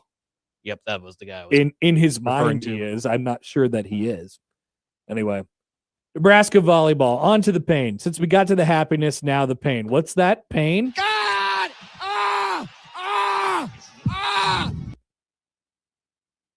Nebraska volleyball, after beating Kansas to an absolute pulp on Friday, loses a jaw-dropping slugfest with Texas A&M.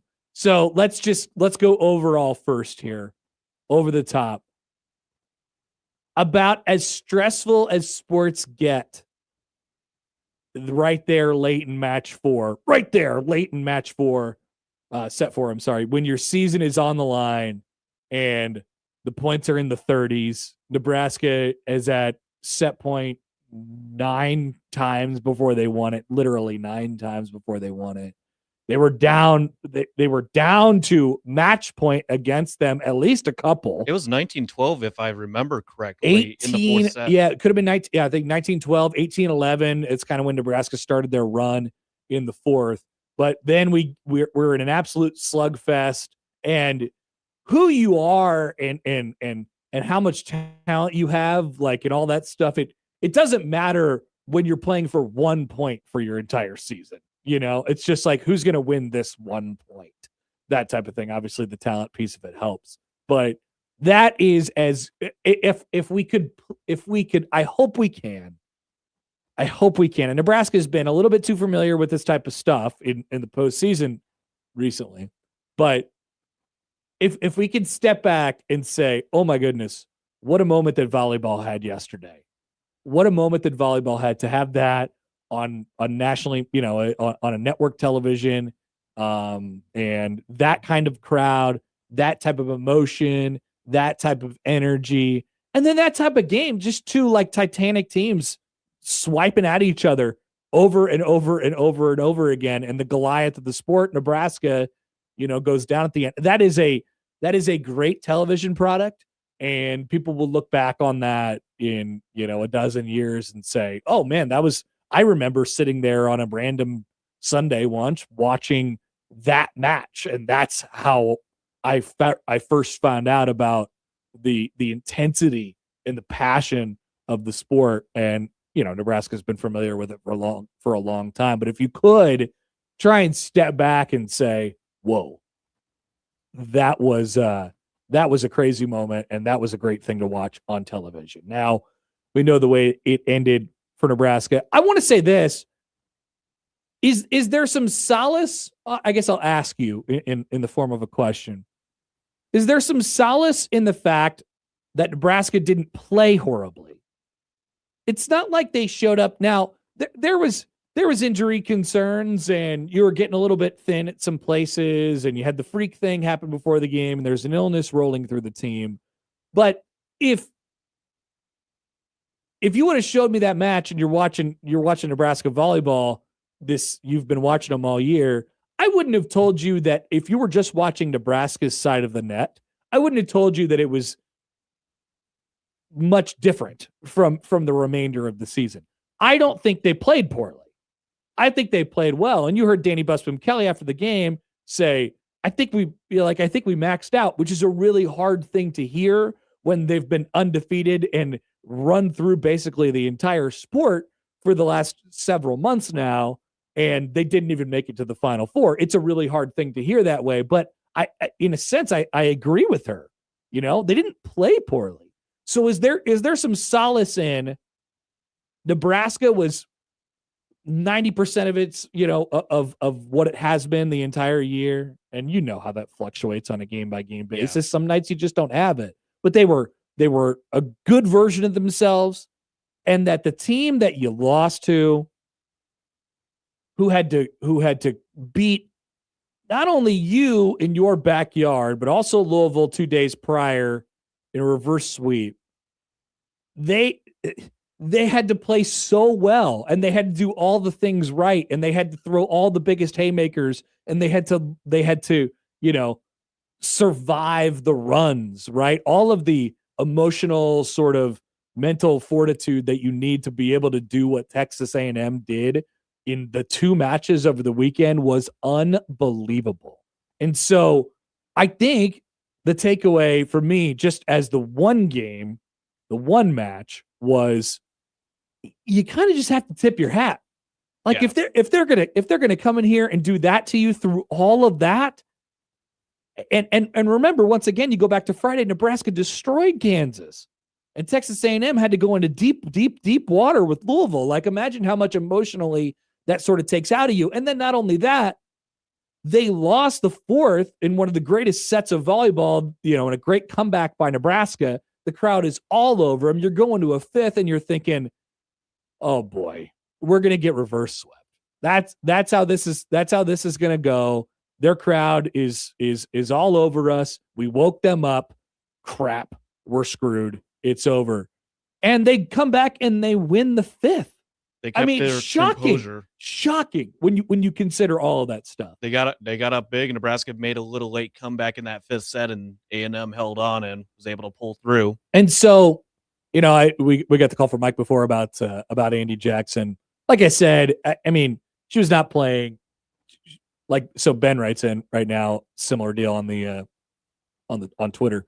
It says, how can you say you maxed out when you had to sit an All-American middle blocker? Well, but part of the draw, I would say one of the biggest pieces of the draw for this team in particular is what have we been saying all year? Yeah, they're really, really good. But what would we also say? Their second line, their second group of players, their JV squad would beat 85% of the teams in America. They'd be like a Final Four team, right? And so if you have one of those players who is not playing up to her capability and getting beat up at the front there a little bit, you have to. That's a move that you kind of have to make. Now, not putting her back in is something that'll probably is obviously getting debated right now and will be debated maybe around here for a long time. I can't tell you. I don't know if it goes differently. But they were getting beat up at that spot. It's very possible we don't see a 4th and we don't see a 5th, if Andy Jackson stays in there. I don't know. I'm not sure how that would have worked out. But the point is, if you're Danny Busby Kelly, you have all these options at your fingertips. You feel like you have not just Andy Jackson as an All-American up front in the middle, but you also have like 7 other All-American caliber players on your team. And so if you have one of them that's sitting on the bench and the one up front is not playing like an All-American, then you probably owe it to at least make that change and see what comes of it. And for Nebraska, they were able to stay in it and they rolled with it going forward. So I can't it's a tough situation to be in. They hadn't been put in that spot really all year, I guess, since they had to reverse sweep Kentucky earlier in the season. It is a tough coaching decision to make, but I don't disagree with what I saw. It is tough to swallow when you think about it from the perspective of we lost at home in a 5th with our All-American middle sitting. sitting there, or maybe the best player in college volleyball, or one of the best players in college volleyball, but certainly wasn't playing like it that day. It's a really, really, really, really tough, coaching decision to make. Kyle writes in on Twitter at Connor Happer, the JV team would be a Final Four team when the varsity isn't a Final Four. I think maybe you guys got wrapped up in the streak a little bit. Well, come on, Kyle. Like, what we're referring to when we say that is they have talent. The talent on the roster says that. We all know that the game isn't played out on paper, but on paper, Nebraska was the best team in the country, right? I don't think there would. I don't even think A&M would argue with that. I don't think Kentucky would argue with that. I don't think all the teams that are in the Final Four that Nebraska beat this year would argue with that at all. So I that's taken a little bit out of context in that situation. All right, so saw a lot of people asking, was it a choke? Was it a choke? Because of what I said earlier, it's hard for me to say that. But they were the number one team in the country all year. One of the most dominant runs we've ever seen, and they didn't make it to the Final Four. They haven't lost a home match in over 1,000 days, too. I think it more so understates the fickle nature of the NCAA tournament. Yesterday was the first match in the NCAA tournament that they could have conceivably lost, and they did it. Just from a talent perspective and an overwhelming, they were going to win each of their first three. And you saw that play out with Kansas on Friday. And that, keep in mind, that's like a top 15 or 20 team in the country. And Nebraska chopped them up and spit them out, and we're playing backups and all those sorts of different things. Took less than 90 minutes. From a talent perspective, that was the best team that they played to date in the NCAA tournament. It was the match that they could, for the first time in that tournament, conceivably lose. And they got it. They played a team who was, you just can't give them enough credit for how mentally strong they had to be in order to do that over those 3 days. And so I think you just tip your cap, you just say, I mean, no, I don't think in Nebraska's world, it obviously wasn't supposed to end that way. And the way everybody had it drawn out on paper, it wasn't supposed to end that way either. But man, you got a special performance from the team on the other side. So Nebraska hasn't won a championship since 2017 in volleyball. In the years since, here's what they've done. They went to the national championship game the next year. Then the next year they went to the Elite Eight. Then the next year they lost in the Elite Eight. Then the next year they lost in the national championship game. Then the next year they lost in the Sweet 16. Then the next year they lost in the national championship game. Then the next year they lost in their first match in the Final Four. And then this year they lost in the Elite Eight. I think that, given that Nebraska has been one of the top 5 programs in the country throughout that entire time, that underscores how difficult it is to win a championship, first of all, but specifically in a tournament format like that. It's just really, really hard to do. With that being said, yes, I would have thought Nebraska would have ran into one over that period of time, and I definitely thought this was one of them. But not to be on Sunday afternoon in Lincoln, a gut-wrenching loss. And so hopefully everybody was able to cancel their hotels and stuff like that, or maybe just go down and watch some good volleyball this weekend. We'll hear from you guys more as we go on throughout the show on that. And I want to talk to Sam about it as well, coming up here in about 15 minutes. We'll take a break. Joey has the odd news. I do. Coming up on 1620 The Zone.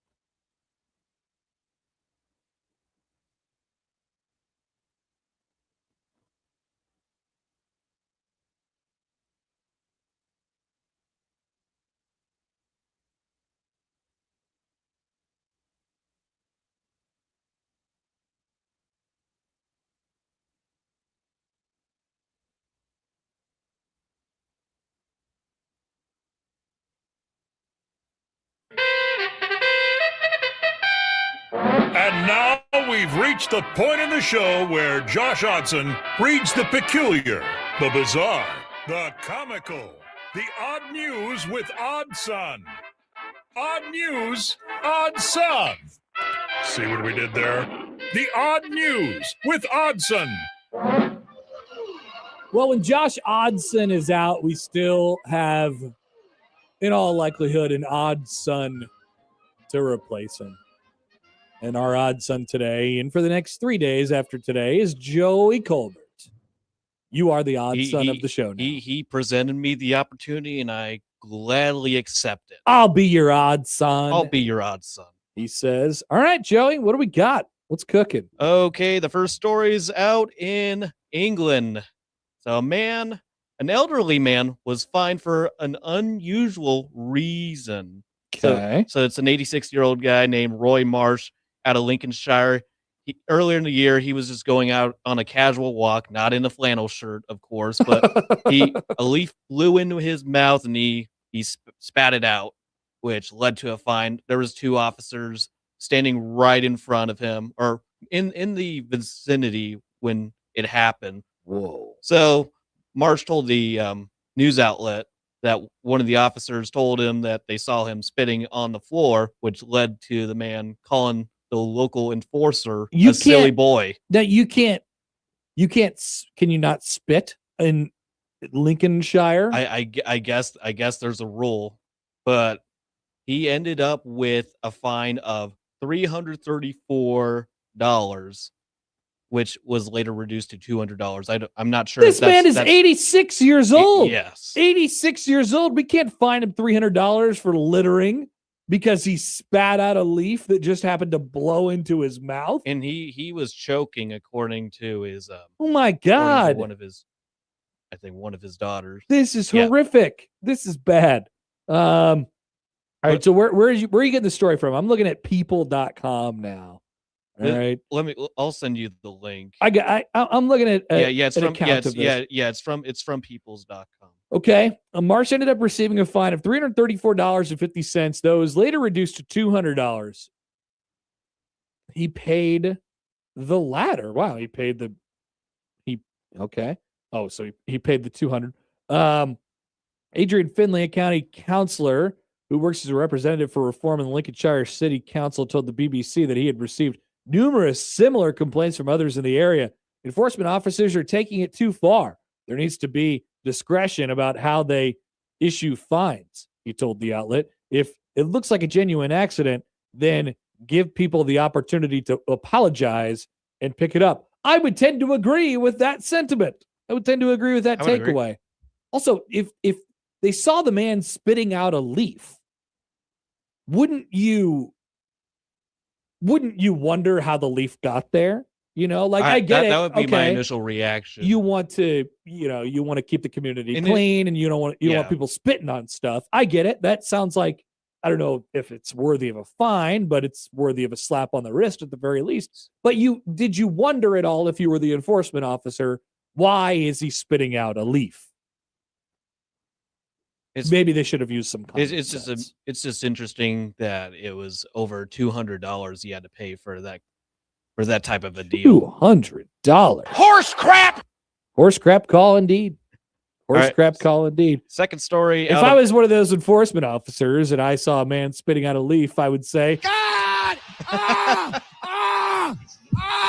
No!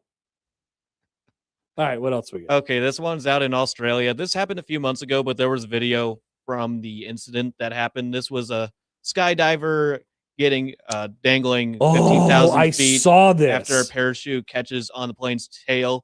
So there was a video out there. So basically what happened, this was like I guess a camera guy for the 16 crew, and when he jumped out, he was kind of slingshot to the wing and was stuck there. So if anybody hasn't seen the video, it's insane. He's getting ready to skydive out of the plane. He goes out to the ledge and he gets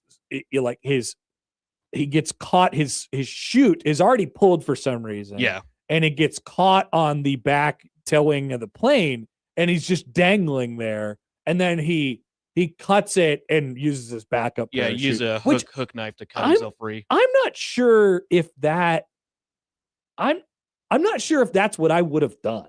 I probably would have told him like, "Hey, can we just land this plane real quick?" I don't know. I don't know what the best option is at that point. That option's making me reconsider wanting to skydive, which I never had the idea or the audacity to do such a thing. It was mildly surprising to me that it didn't seem to affect the plane much. You know, there's a man hanging on the wing. Aerodynamics are really important in the sky. Yeah, it is. It's it was surprising to me that he didn't, tip the plane in one direction or the other. Maybe it was difficult to control. I'm not sure. But yeah, that was an insane video. And yes, agree with you, Joey. I was never skydiving in the first place. Definitely never skydiving now. I know my sister's done it before, and I mean she's a pilot, so she's not afraid of anything, but I cannot imagine. The idea though of like having to use your backup parachute, it's kind of that's pretty disorienting. Is there a backup to the backup in case? That's what I'm thinking. Like, how many backups can I would like to pack 6 parachutes with me just to make sure there's enough for me. Call in the third string. Hokey Skirt writes in, Connor, landing the plane being hooked up to it would kill the guy. Did you sleep in your physics class?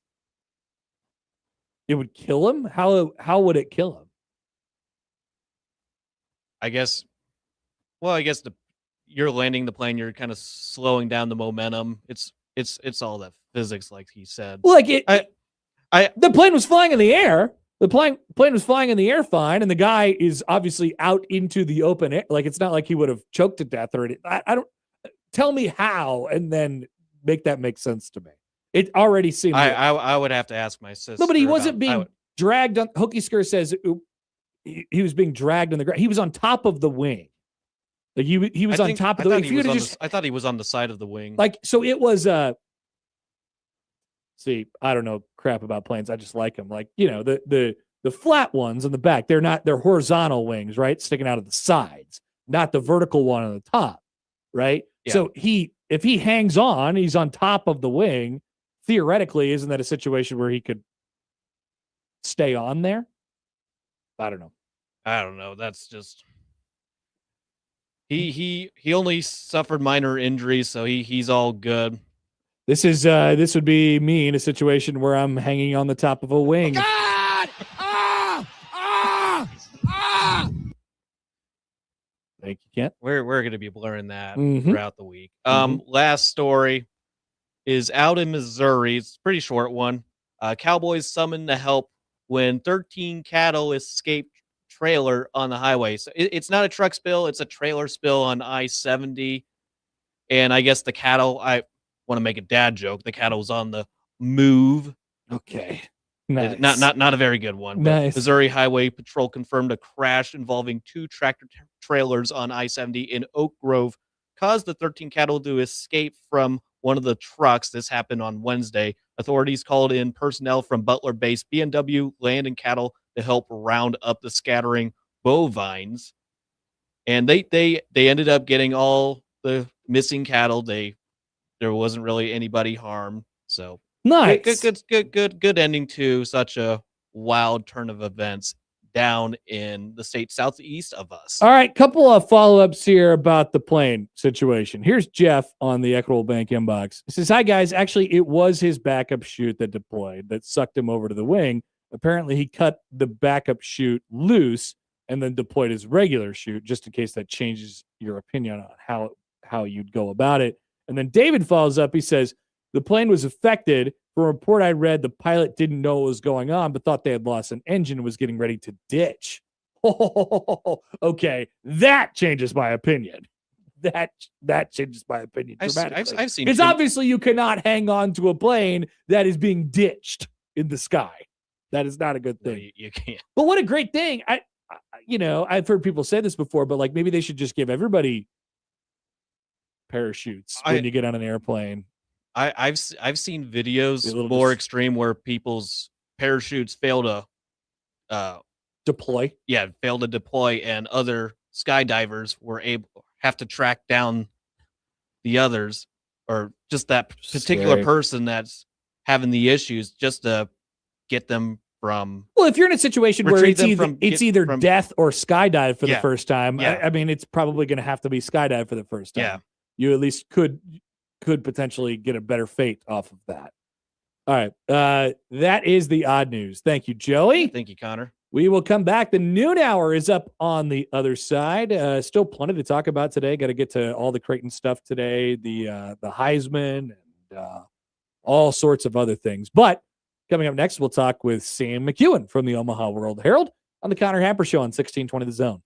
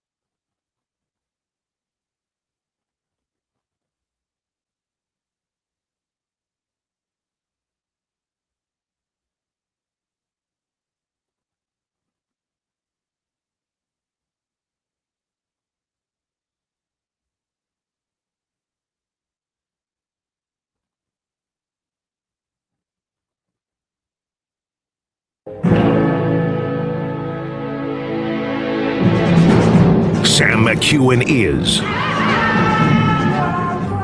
the newsman. Sam McEwen, Omaha World Herald. On the Connor Happer Show on 1620 The Zone. That's right. We're joined now on the Prairie Flower Casino Zone hotline by our good friend Sam McEwen from the Omaha World Herald. Sam, good afternoon. Let me put you up here. Sam, how we doing? I'm pretty good. Good. Were you with us on this earth in 1991? I was not. I was a year shy. 92. Nebraska basketball has its highest ranking since prior to you being born. 1991. So what is the? I haven't seen the AP poll. What are they up to? They're up to 15. 15. That's a top 15 basketball team. Yes, highest ranking since they were 14 on January 21st, 1991. Oh. Yep. And that was Nebraska's best team ever.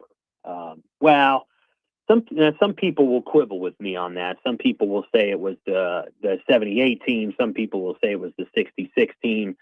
I'm comfortable saying it was the 90-91 team with Piakowski and Chubbuck and Clifford Scales and Tony Farmer. Tony Farmer was probably my favorite player on that team. Only played at Nebraska for 1 year. Rich King was on that team. Anyway, brings up a lot of memories when it's been that long.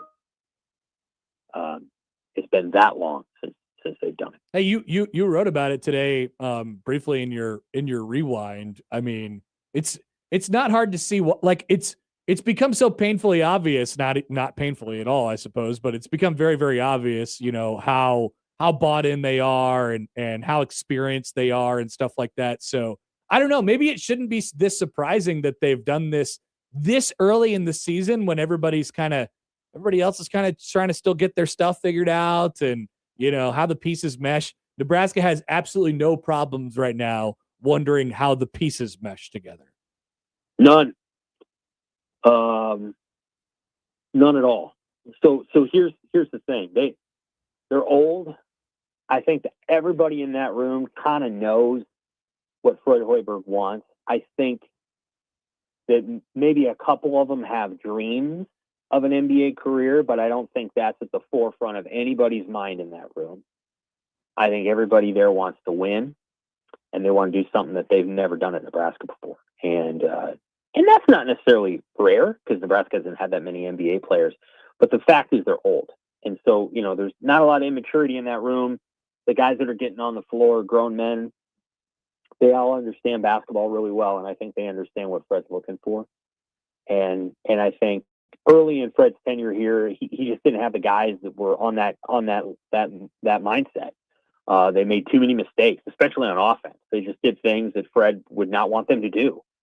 And this team doesn't do that. They don't make many mistakes. Granted, their defense is great. Connor, it's great. But they don't give a lot of points away. Right. And oftentimes they grind the hell out of teams. Like if they don't hit early shots in the possession, which sometimes they do, it's either Sam Hoiberg, Marcus Lawrence, or Peyton Stanford, or Rink Mass, and 7 seconds left on the shot clock, Nebraska can score, and that didn't always used to be the case. And so yeah, I mean it looks the part. Like I'm not as much of a expert in college basketball as like our columnist Tom Chattel or other people that have been around this a long time. But I've watched enough to be able to say, yeah, that's how it's supposed to look. Mm-hmm. And they're playing really, really well. Yep, it's been a fun watch so far this season. Onto volleyball, Sam.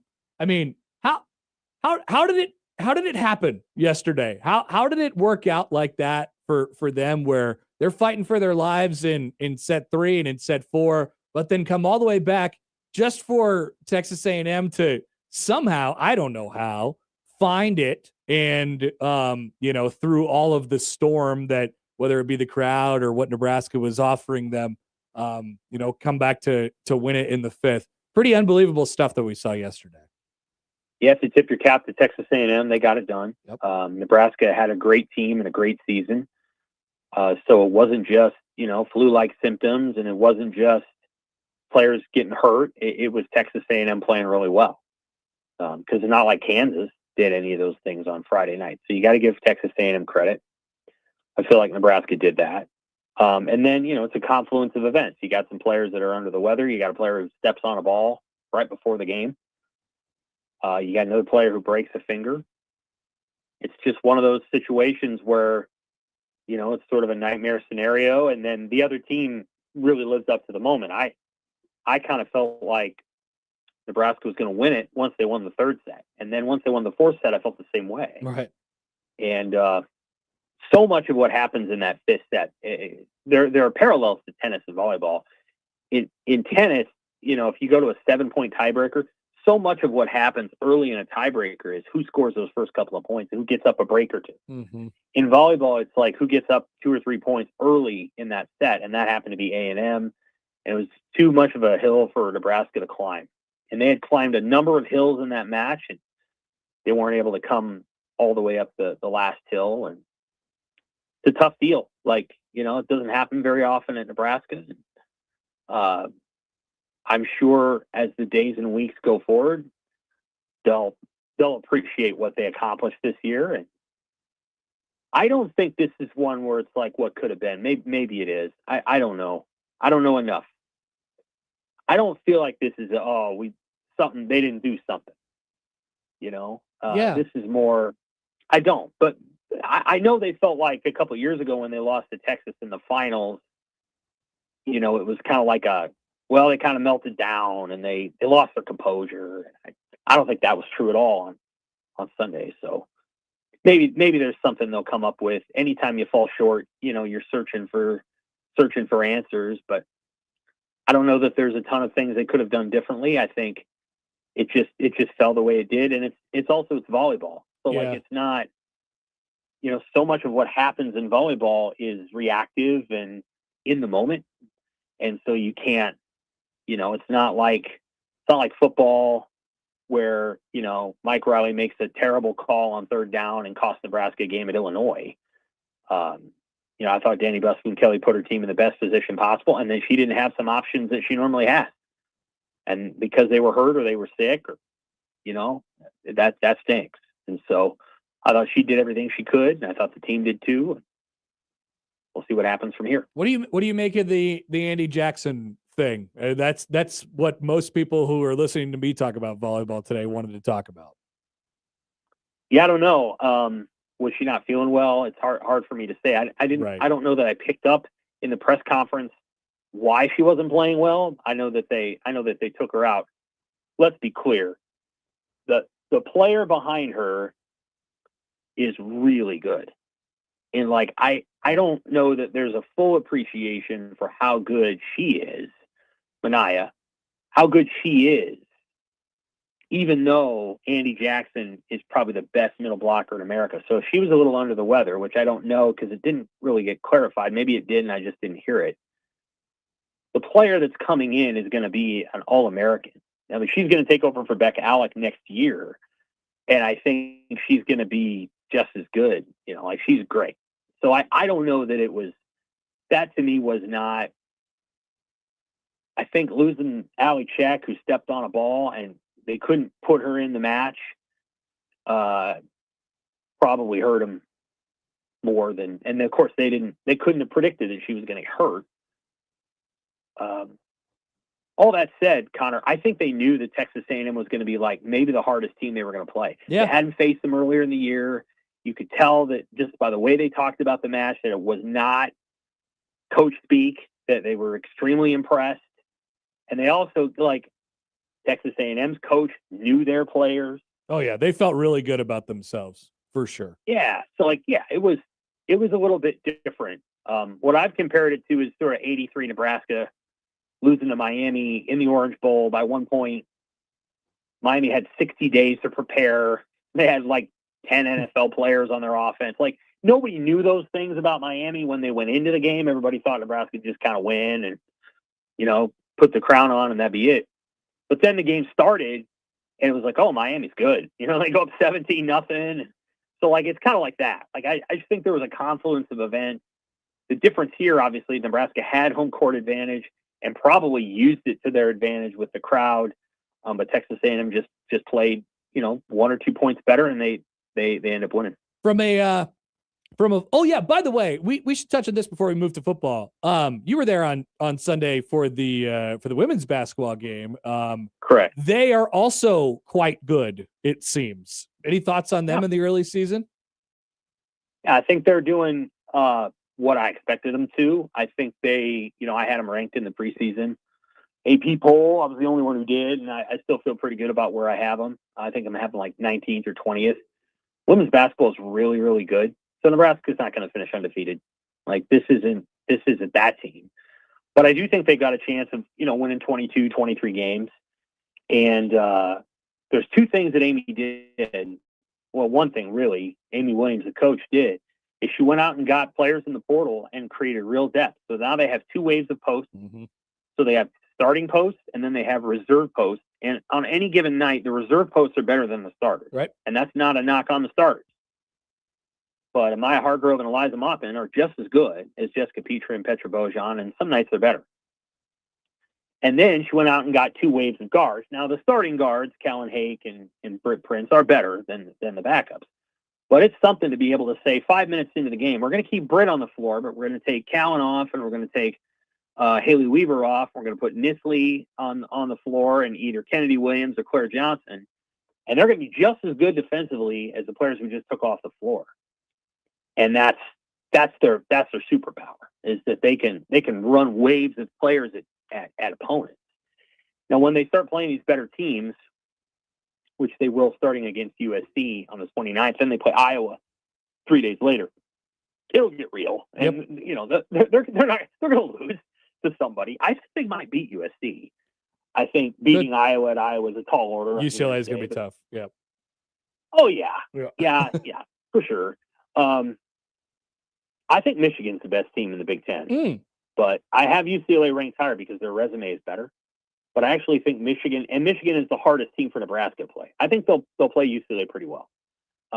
Michigan, I think, is the team that's going to give Nebraska fits because they're sort of long, but they don't have true posts, and they give Nebraska trouble. Anyway, what I'm thinking is they're going to go undefeated in non-conference play, so they're going to be 11-0. They're going to be Cal Baptist on Sunday, and they'll be 12-0 overall, 11-0. And then if they win 10 more games in January, February, and March, they're going to be in play for a top 4 seed. Right. I think they probably got to get to 23 or 24 to get a top 4 seed, which will mean playing their very best. It's a great league. There's 9 teams in the AP top 25 this week from the Big Ten, 4 in the top 10, 4 in the top 8. So it's really good. And Nebraska knows that, and they haven't gotten over their skis or anything. They're not talking too loud because they know what's coming, and they got to get better. But they're going to the NCAA tournament, which I think is encouraging, and Amy's got it going now. I think this is the first year when I said, hey, now it looks like you finally got all the depth you really need. I always felt like they were a player or two. They're pretty complete prior to now. Yep. And now they got players, and I don't know if that's rev share or what it is, but if somebody gets hurt, it's not like when Allison Widener and Natalie Potts got hurt and they're like, oh crap, we don't have enough players, or we're not going to be as good as we could be. Now Natalie Potts hasn't even played yet. Right. And I'm not sure when she will play, to be candid. But when she does, they'll just get better. They won't be like, oh no, so she's like the 13th player. They're playing 12 as it is. Sam, okay, so as you may know, the quarterback carousel is moving today in college football. Pete Thamel had a tweet 4 minutes ago and said that Dylan Raiola intends to enter the NCAA transfer portal. He does. Pete also said this: Raiola is seeking a place where he will thrive and best harness his potential and develop for the next steps of his career. That is the breaking news in Nebraska land right now. Well, I'll let you get to work, but what's your initial thought on that as we've had some time to sort of prepare for this news over the last couple of weeks? Yeah, the way that I've placed it, and I think I've said it on your show, Connor, the bottom line here is that, he's got to feel like he's going somewhere else that can hold him accountable in ways that maybe he did or didn't feel like he could do here. I don't know exactly. At the end of the day, Nebraska's going to move on, and they're going to go find a guy and an older guy. It is what it is. I actually thought this would come last week. I'm not sure why it's all happening today, but it's big news, and we'll see. Does he? I assume he already knows where he's going. Probably. We'll just have to see what happens. Yeah, probably. All right. Yep. All right. Thanks, Sam. See ya. That's Sam McEwen from the Omaha World Herald. Yeah, gotta let him get to work. But I did appreciate the little bit there on a little bit of everything: basketball, volleyball, women's basketball. But yes, we do have news. This just into the Connor Happer Show sports desk. Dylan Raiola is in the transfer portal. He's gone portaling. Kent, what's your reaction to Dylan Raiola entering the transfer portal? God!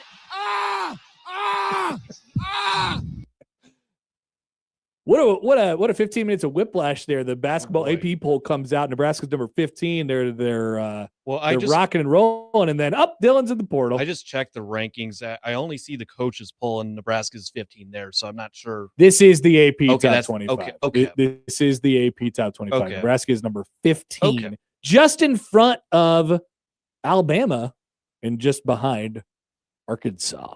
It is kind of a who's who in like the top 10 as it usually is around this time of the year. BYU sitting at 10. Vanderbilt's at number 13, by the way. Then Arkansas, Nebraska, Alabama, Kansas, Illinois, Texas Tech, Tennessee, Auburn, St. John's, Florida, Virginia, and Georgia round out the top 25. But we've been talking about the possibility of Dylan Raiola entering the transfer portal for quite some time now.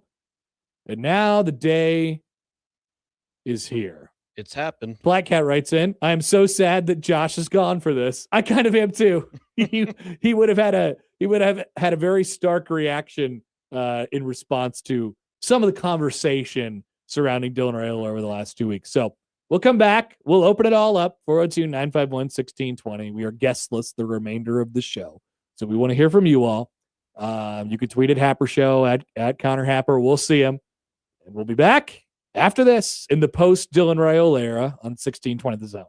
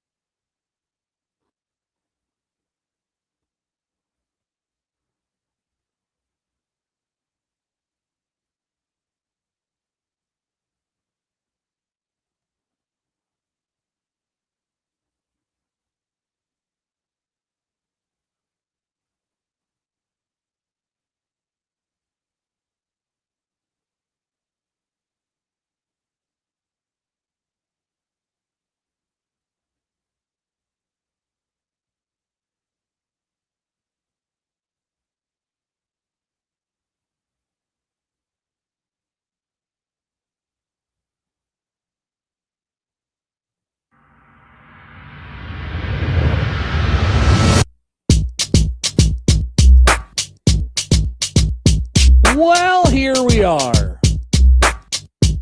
15th of December. We've been talking about it over the last couple of weeks. But it is now well, it's not really official, I suppose, because the news is out there that Dylan Raiola has announced his intentions to enter the transfer portal. Keep in mind, officially, the transfer portal doesn't open up until after the first of the year. But as Sam said just moments ago on the show, and as I would echo, the quarterback market has begun to turn a little bit today. And, I think it's one of those things where it's like, all right, well, when the quarterbacks start leaving, spots start opening up, and then people start claiming spots all of a sudden, even though all of this is occurring before the portal even opens. Yeah. This is how it works under the ground here in college football. But Dylan Raiola is entering the transfer portal. Luckily, you all have been prepared for this because we've been very, very strongly hinting at it for several weeks, if not a month.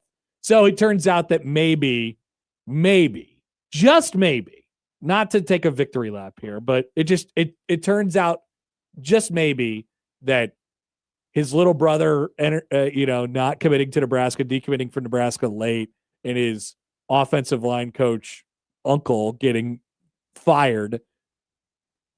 Who knows if that had an impact or not, but maybe, like you were just about to say there, Joey, maybe the writing was a little bit on the wall.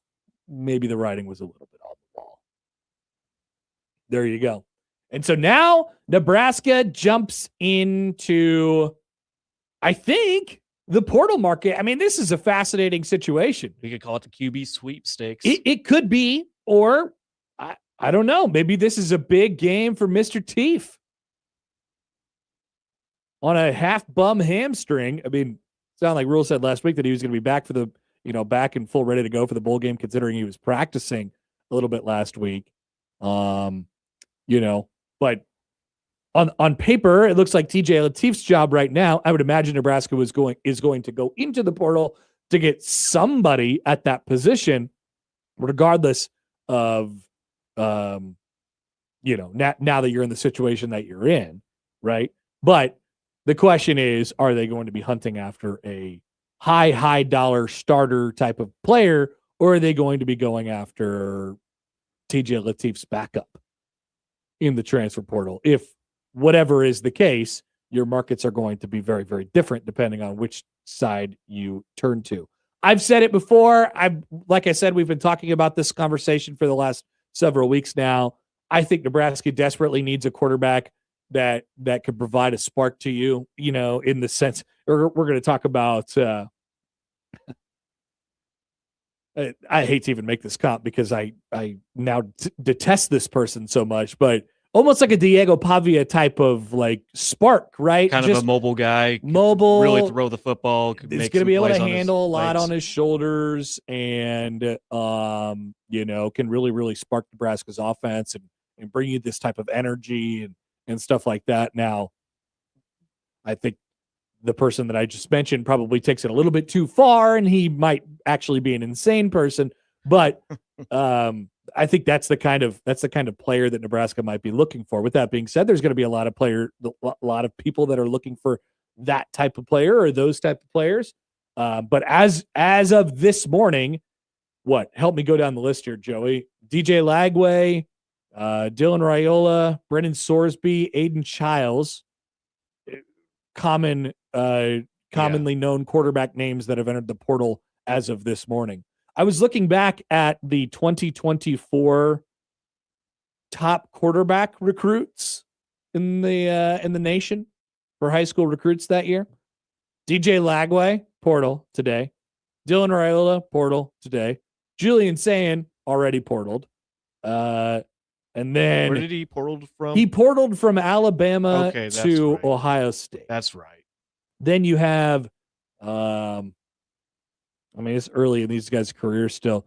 Luke Kramenhoek, Walker White. We had Nico from Tennessee to UCLA. Now, Nico was in the class before that, he I was believe. Okay. Nico, I wonder if you just pulled it for 2023, what it would. Yeah, so the class ranking that year for high school quarterbacks was Arch. Let me go to QB. Was Arch Manning, no portal yet. Nico Imaliava, portaled. Dante Moore, portaled. Jackson Arnold, portaled. Malachi Nelson, mega portaled like 100 times. Jaden Rashada, portaled a whole bunch. Aiden Childs is portaled.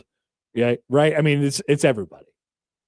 It's everybody at this point. So, like I said, switcheroo. I said this in the crossover today, sort of tongue in cheek, like this is kind of what it's become almost. Just at the end of every year, if you're a quarterback who has a starting position at the school that you're at, you're going to end up going into the transfer portal, or in essence going into the transfer portal no matter what, because there's going to be other schools that are going to be giving you a call because everyone needs one. Literally, everybody needs a starting quarterback. It's like the entire. Is it fun or sustainable? No, it's not going to be. It's not very fun at all. But obviously, it maybe works out the best for players getting paid the way that they want to. But everybody essentially becomes a free agent at the beginning of every year. Here is Jason on Twitter. He says, since you're going to get a lot of the other side today, let me just say that the Dillon news sucks. QB being a question mark on their way into a huge season is an awful situation.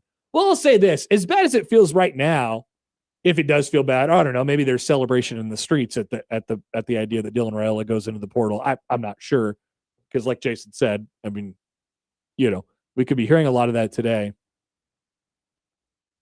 The portal, once again, has not even really begun. I mean, if Nebraska... There's still a couple weeks. Nebraska could end up in a situation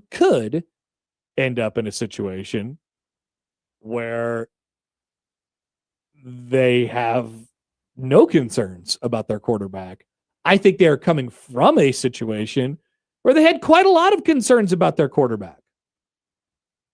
Quite a lot of concerns. I mean, I didn't know what there's many reasons why you heard Matt Rule say what Matt Rule said about Dylan Raiola a couple weeks ago. Like, look, if he basically the sense was, hey man, if you're going to be here, like, you need to get better, or you could, go get the best deal for yourself, whatever. But like, you need to get better. The sooner you understand that, the better off you're going to be. And not every situation is going to be dictated for you.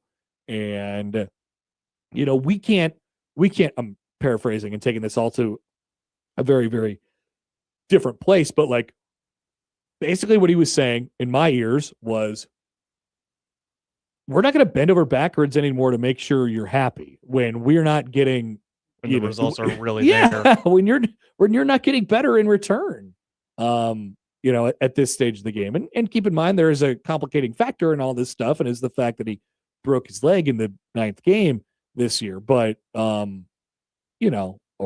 8th game, I guess, this year. So, yeah. Now, Stuart Mandel chimes in on this with a tweet here, and he says this. Let me know if you agree with this, people. Dylan Raiola was basically the one source of encouragement about the Matt Rule era so far. So what now for Nebraska? See, this will be fascinating. It's going to be interesting. This will be fascinating to see how this is viewed from a national standpoint, because I think you'll see a lot of that. I think you'll see, oh my God, well, wasn't Dylan Raiola like the one thing that was holding the pie together over there in Nebraska for Matt Rule? Other than that, yikes, I don't know. You saw what happened to him at the end of the year and all that stuff. Like, I could see that from the outside looking in as a takeaway, but that is in fact exactly the opposite about how I feel right now. I feel as if this has a potential and an opportunity to be a rebirth for Matt Rule at Nebraska. And a sort of line in the sand. I don't know if it'll work out that way. I don't know if success will come, because frankly, they have to have success very, very quickly now. And like Jason said before, there is at least going to be some uncertainty as far as the quarterback position is concerned, and who that is and how they'll mesh and blah, blah, blah, whatever it might be. But I don't at all feel in fact, exactly the opposite of how Stuart Mandel just laid it out. I wouldn't feel too concerned. There was a question from SEAL Team Nick's on on Twitter. Is the writing on the wall for Sorsby to come to Nebraska?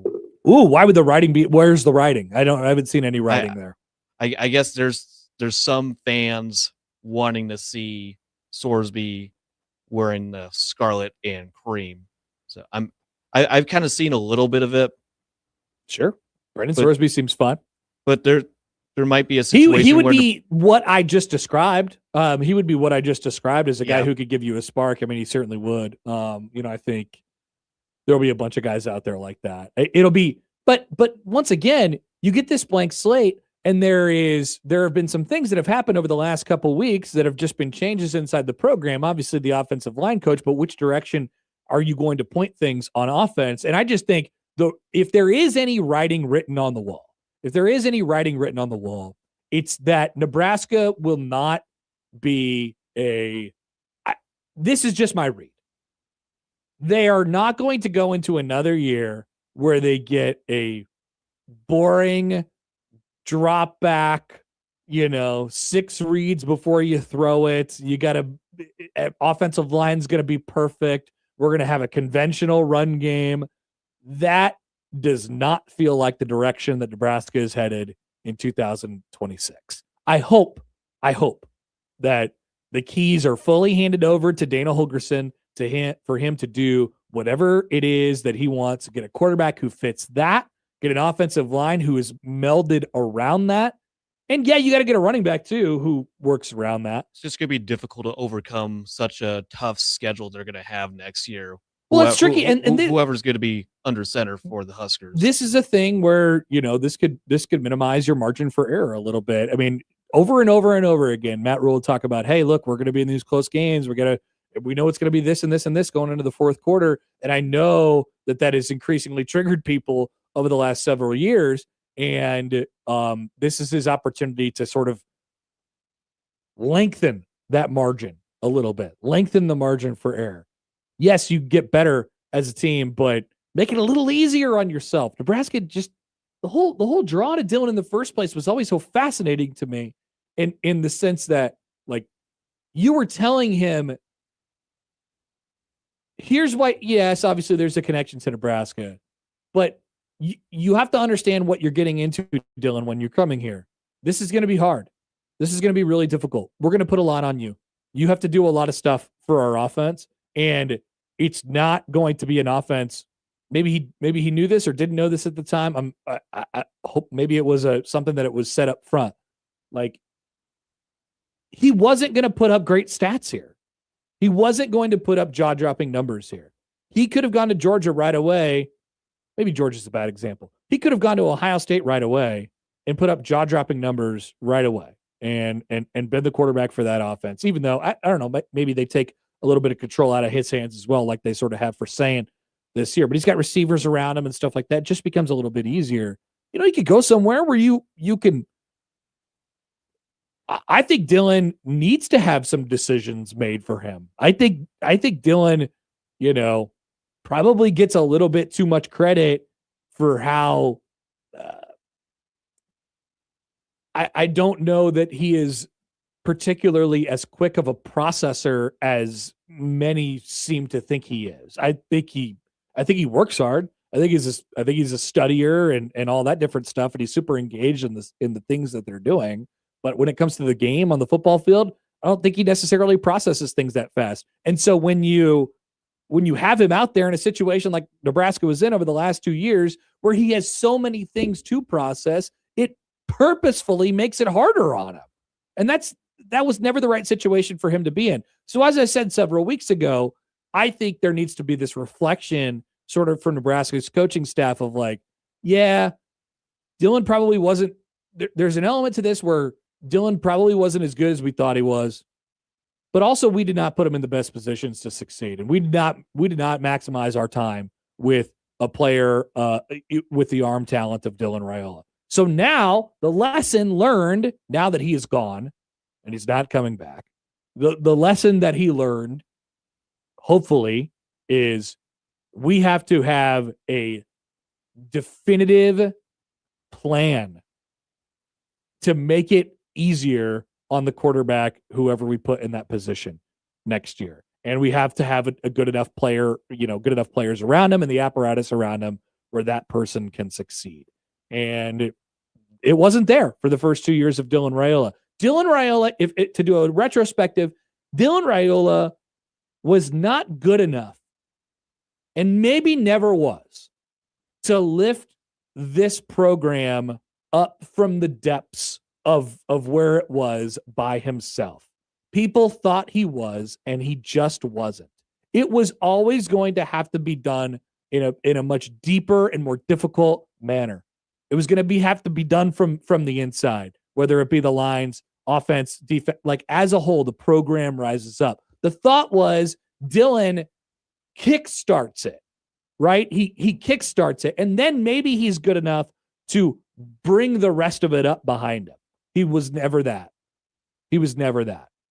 I think his talent and the intoxication of an idea of his talent gives you the ability to potentially kickstart some things. They got some talent around him, right? But weren't able to find their way with him at the helm. If there's retrospect, there was just no spark coming out of those 2 years. I mean, there's somewhat little glimpses, but there was nothing very intriguing, I would say, out of those 2 years from Dylan. He's going to look at a place where he's going to get more opportunities to shine on his end, and I guess that's what he intends to do. Yeah. He's got to make the most out of his time in college too. Here is Jed. He says, "I feel relief. It obviously wasn't going to work with Dylan. Doesn't mean I'm not bummed though." Yeah, I think there's a little bit of that from everybody today. You look back and say, "Man, wish it could have worked out better. Didn't work out. Didn't work out. As well as everybody wanted it to." And it's disappointing, but I do think you could also, view this as an opportunity for Nebraska to change directions and do something a little bit different. And that doesn't have to be a bad thing either. Let's go to, let's see here. We're getting stuff all over the place. Here's a tweet from Pete Nakos, not Pete Nokos. Pete Nakos from On 3 Sports, not Pete Nokos from No 3 Sports. Do not expect Texas Tech to be a factor in Dylan Raiola's portal recruitment. So what are we most curious about? What happens next for Nebraska? Obviously, what kind of portal game do they get into here? Just find someone that fits. Or is it where Dylan ends up? Is this going to be like we're watching very, very closely to see where he's going to look up? He's going to look at a contender. I think that's got a lot more high caliber talent. Well, let's see about that, because here's what I'll say. I think there is a reason why this happened today. Dylan Raiola has been getting shopped around college football for the last several weeks. Okay. And looking for a variety of different things, whether it be money, NIL package, situation, whatever. And here's, that part we know. This part is my reading the tea leaves. I would say that based off the fact that he didn't go into the portal or didn't announce his intention to go into the portal over the last couple weeks, when he clearly was intending to go into the portal, is a result of him maybe not getting as much attention as he thought going if he was to go into the transfer portal. And then what happened today was everybody else went in. DJ Lagway went in, Aiden Childs went in, Brendan Sorsby went in, a bunch of other quarterbacks around the country went in. And then once that happens, you don't get to play with your leverage anymore. You don't get to play the how much will you pay me? Let me take this offer and go back to the other person anymore. Because guess why? Spots are going to start coming up. Yeah. So you got to go. And my guess would be that's what happened today. That's what happened. Waiting for that first domino to hit, and then that's when you add to the domino effect. Yep, no doubt. Adding to that chain reaction. Let's take a time out here. I want to round out the hour, but I want to get your guys' thoughts. We have a bunch of reaction that we could get to here coming up on the other side. Questions from you all. We could take some phone calls as well. 402-951-1620. We'll get to that in just a moment. Right after this on the Connor Happer Show on 1620 The Zone. But first, a reminder, football season is in full swing. And however you'd like to get on the action, you can do it on Underdog right now in Nebraska. This season, you can make team picks and player picks. Just download the app, sign up, and you'll get $75 of bonus entries when you make your first $5 fantasy entry. Using Underdog is easy. Just pick whether your favorite team will win or if your favorite players will go higher or lower on stats like touchdowns, receiving yards, interceptions, and more. Plus, with Underdog's ultra-fast payouts, you can get your profits in a snap. So download the app today. Use promo code HAPPER1620 to score $75 in bonus entries when you make your first $5 fantasy entry. Player picks, team picks, all on Underdog. Crypto.com predictions powered by Underdog Predict. Trading derivatives involve risk and may not be appropriate for all. For more information, visit nadex.com/rules and underdogfantasy.com/rules. For Crypto.com predictions, the term pick refers to a product traded on CDNA. Must be 19 plus and present in Nebraska. Terms apply. See assets.underdogfantasy.com/web/playing good terms_DFS_.html for details. Concern with your play, call 1-800-GAMBLER. Visit www.ncpgambling.org.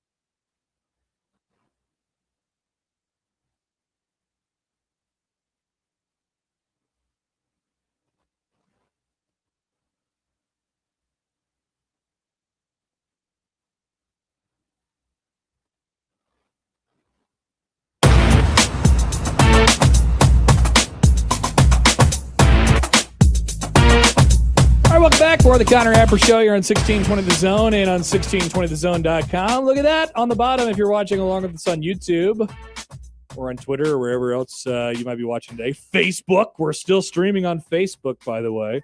On the Facebook. Dylan Raiola is intending to enter the transfer portal. We'll take your response. 402-951-1620 on the Prairie Flower Casino Zone hotline, or however you like to get in touch with the show. Let's go to Nick on the line now. Hi, Nick. Good afternoon. What's up, Connor? How you doing? So I'm pretty good. I just had this thought. I was like, so Emmett Johnson entered the transfer portal last year and came back, right? Mm-hmm. Is it possible that Dylan does the same? Nebraska's going to need a bona fide backup. Wait. No? So you're saying Dylan comes back to Nebraska to be the backup? Is that what you're saying? Well, maybe not be the backup. I think he could compete for the starting job, but maybe they don't want to. Like, maybe just Matt's thought is, we like this kid.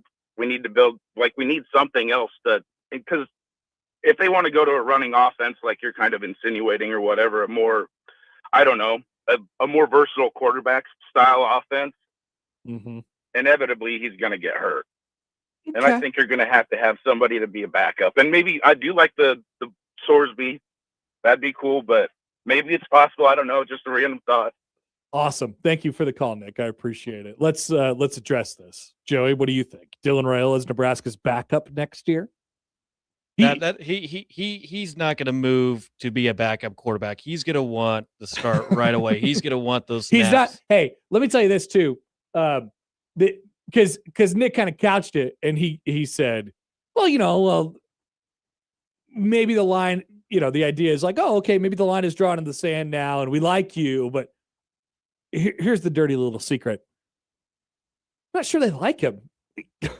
I just don't. They just given. I don't. We kind of talked about it. There was a lot given to course. There was just a lot given to him, and there was just no end result for the first 2 years. They got to a bowl game. They won the first bowl game in over a decade. But going into this year, the expectations with that schedule was getting at least 9 or 10 wins, and they couldn't get to that range, unfortunately. So to answer the caller's question. No, there is a 0% chance of Dylan Raiola coming back to Nebraska. Really, in any situation, he's not coming back. And this is not one of those things like, hey, let me test the waters. Let's see what's going to go on the other side. I feel like if this bridge has been crossed, then we kind of know which direction it's heading. He's not coming back to Nebraska. He's not coming back. So don't get it in your head probably that he is going to come back at this point. Where might he end up is a fascinating question though. And that comes down to a lot. That's why I said it just a second ago. When the quarterback market is really, really moved today. It's moving day for quarterbacks. And so spots are going to start going really quickly. And if Dylan Raiola's asking price is too high, then it might be more difficult than he thinks to get a spot. This is not, let me say this. So I don't know what you guys think of him on the open market.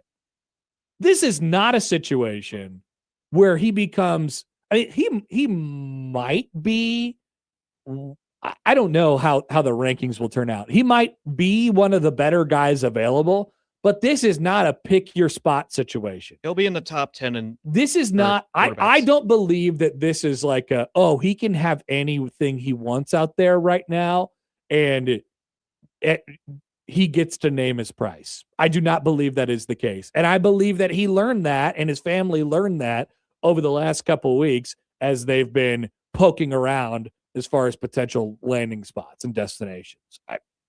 I don't think this is I'm gonna go wherever I want and I'm gonna name my price because of what I've done in my first 2 years at Nebraska. There wouldn't be much to suggest in his first 2 years at Nebraska that he would be that type of guy in the transfer portal. I don't believe so. Anyway, but where does he end up is a fascinating question, and for what price and what situation and all that stuff. But to answer Nick's question once and for all, it won't be here and it won't be the backup quarterback. Definitely not the backup quarterback. That's for sure. Let's see. Who was first here? It is Kent. Was it Kent first? All right, let's do Kent here on the Prairie Flower Casino Zone hotline. Hey, Kent, go ahead. Hey guys, how you doing today? Good. Okay, so I know a guy who knows a guy on the Arizona staff. Awesome. On the Arizona State staff, and apparently, pencil this in. I don't know if it's worth anything, but apparently ASU is looking at him for $3 million. For Dylan. Yeah, for Dylan. Yeah. Okay. Well, that would be basically what he was making here. Yep. So Interesting. I don't know if this is worth anything, but you know a guy who knows a guy. People talk. Okay, I like it. Thank you, Kent. Appreciate it. What do you think about that? Arizona State, play it out. Big 12 conference. I mean, Do we work out a little Sammy Levitt, Dylan Raiola, Trader-Ruski? I'd be down. I mean, it's now Arizona State's now the Nebraska quarterback pipeline for transfers. Yeah, Jeff Sims over. That's right. People forget already did that. And he was their backup quarterback for quite a time until Levitt got. Oh, Chubba wasn't there. Chubba was at Florida State. Chubba was at Florida State, then Nebraska. Yeah, Nevada, and he wasn't really starting. He started for like a couple games, and then he got moved down the depth chart, I think. I love the guy. Oh, don't forget about Sam Keller too. Great point by the YouTubers. Forget about Sam Keller. Forgot about that. Okay, great stuff. Now, once again, I love the I know a guy who knows a guy thing. That's awesome. That's classic sports talk radio stuff. I'm super fascinated by it. And then the $3 million thing, like he's already. This is why he has to be in an Adidas school next year, unless something goes haywire with this, and unless they can't find an Adidas school that wants to take him, because he's making the majority of his money from Adidas, right? And then obviously the rev share and the NIL and the whatever comes into play after that. But I don't think it would cost it wasn't costing Nebraska $3 million to have Dylan Raiola or Nebraska's operation. It was Adidas, and then obviously Nebraska added to that as well. So we'll see what that looks like as he goes into the portal as well. Here is another phone call on the Prairie Flower Casino Zone hotline. It's Random Mike. Hi, Mike. Hey, what's all this garbage? We are a basketball school.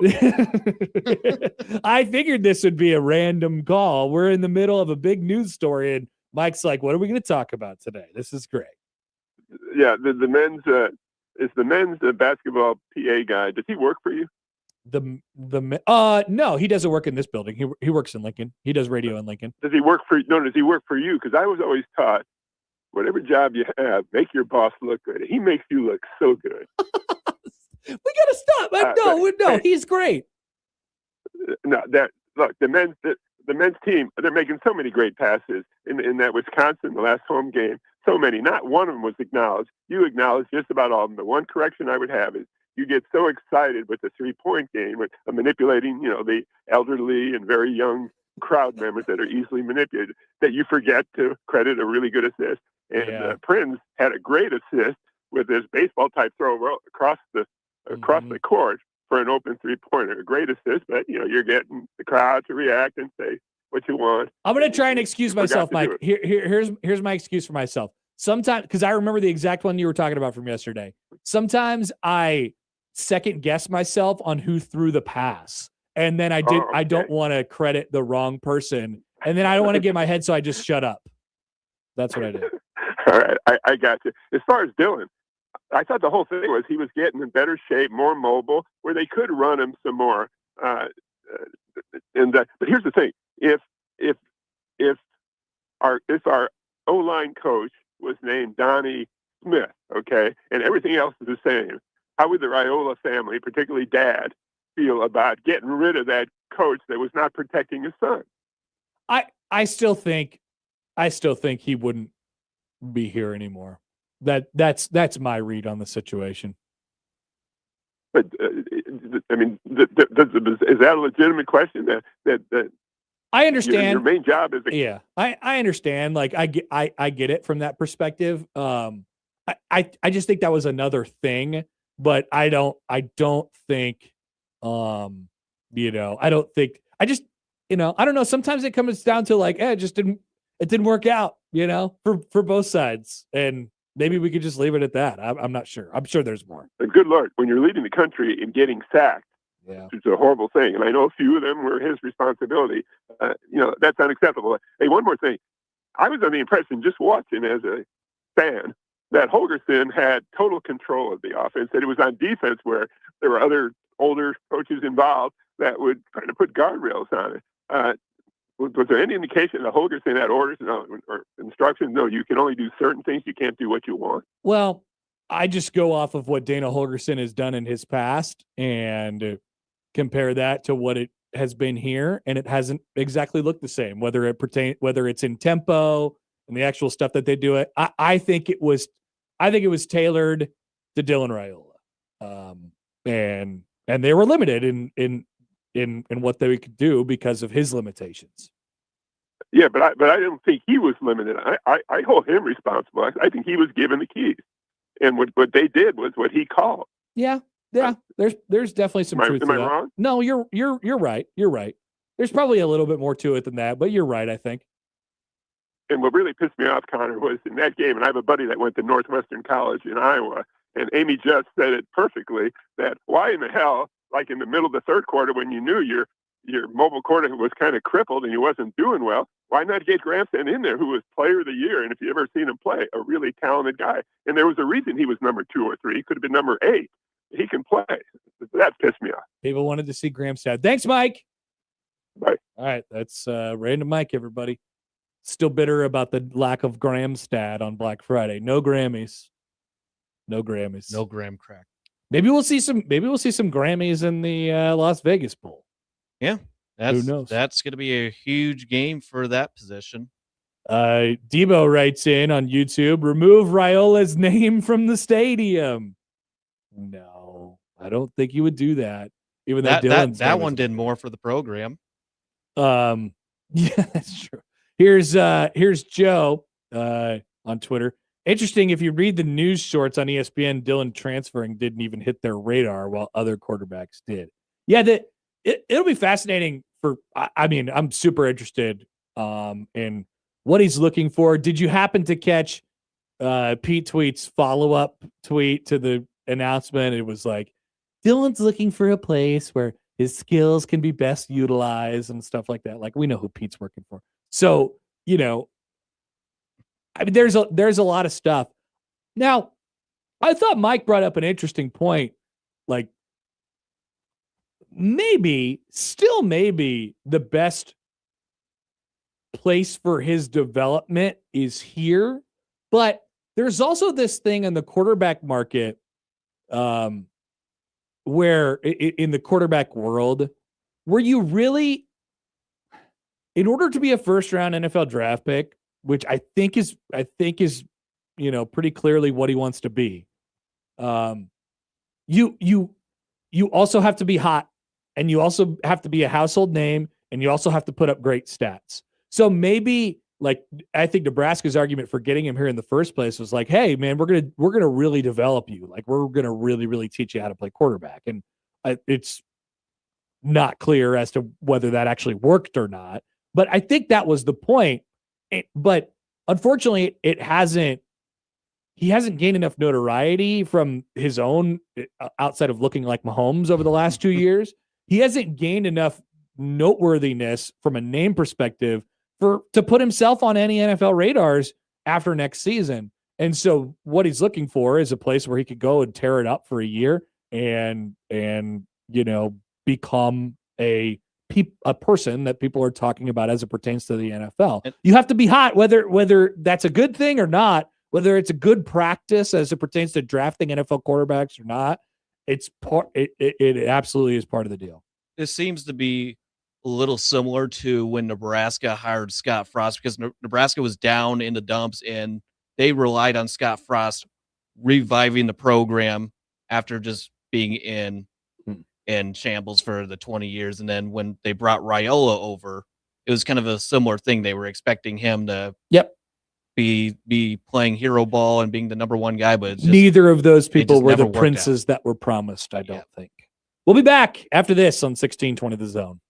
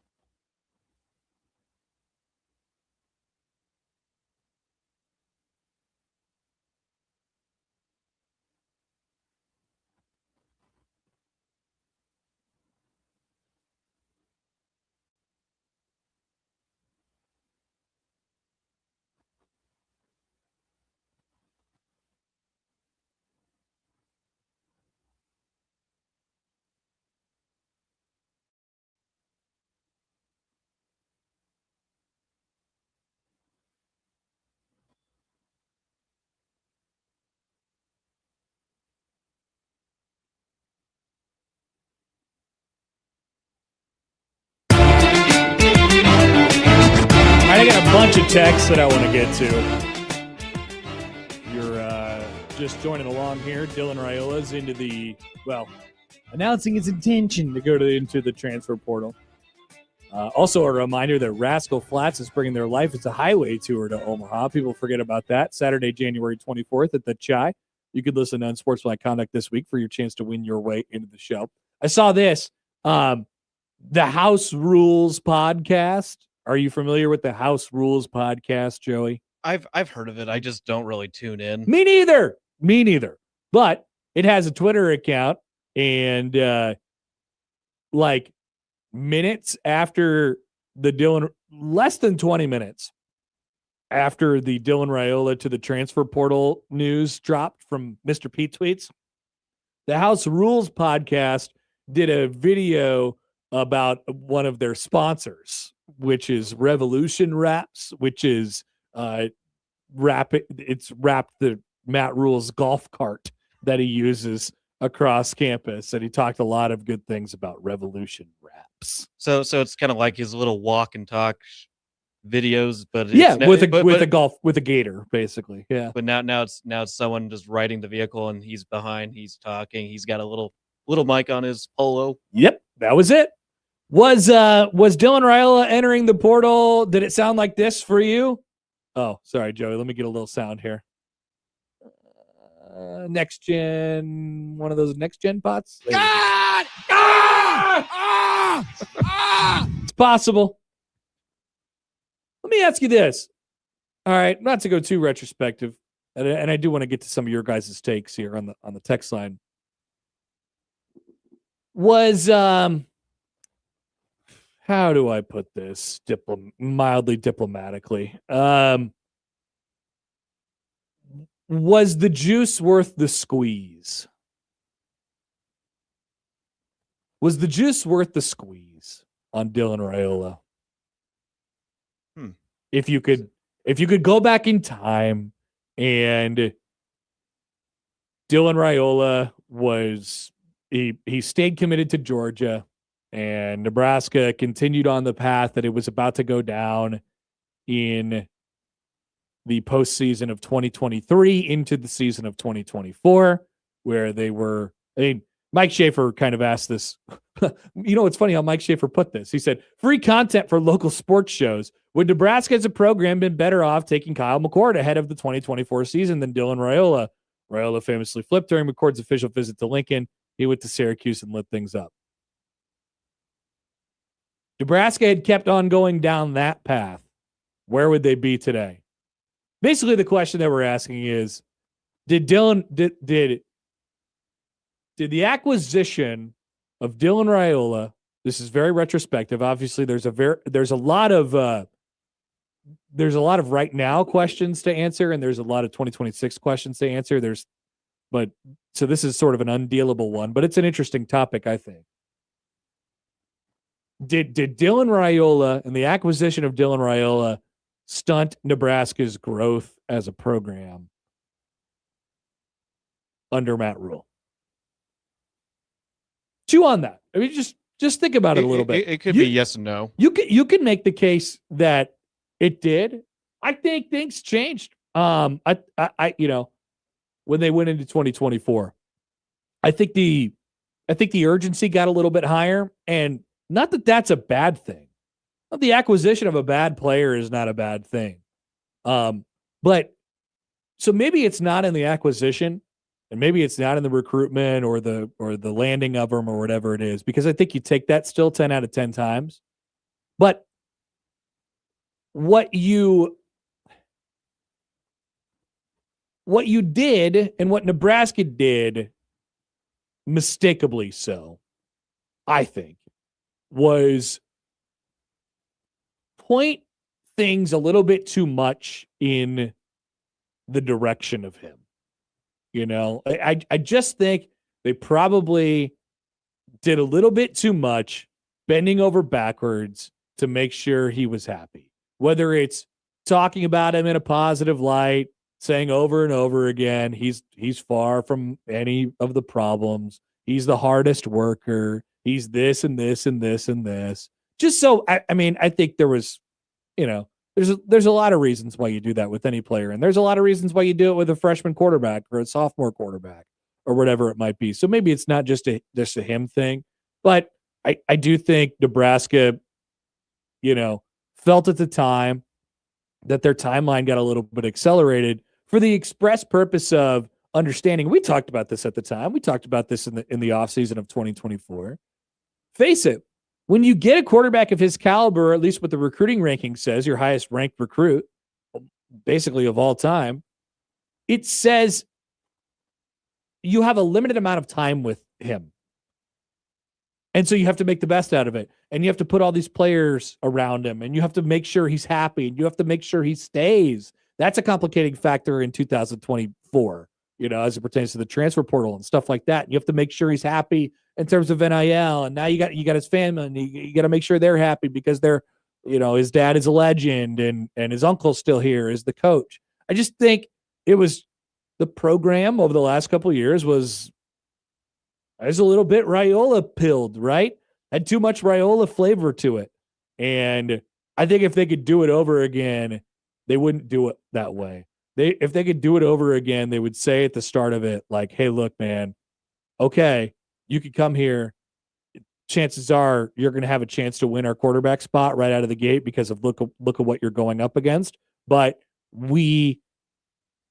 it's going to be difficult, and we are not going to cater to you in any way, shape, or form. You're going to have to earn everything you get here, because that is a non-negotiable of what they had been selling over the first year of them being here. And that was what they were going to do when they were moving into 2024 anyway.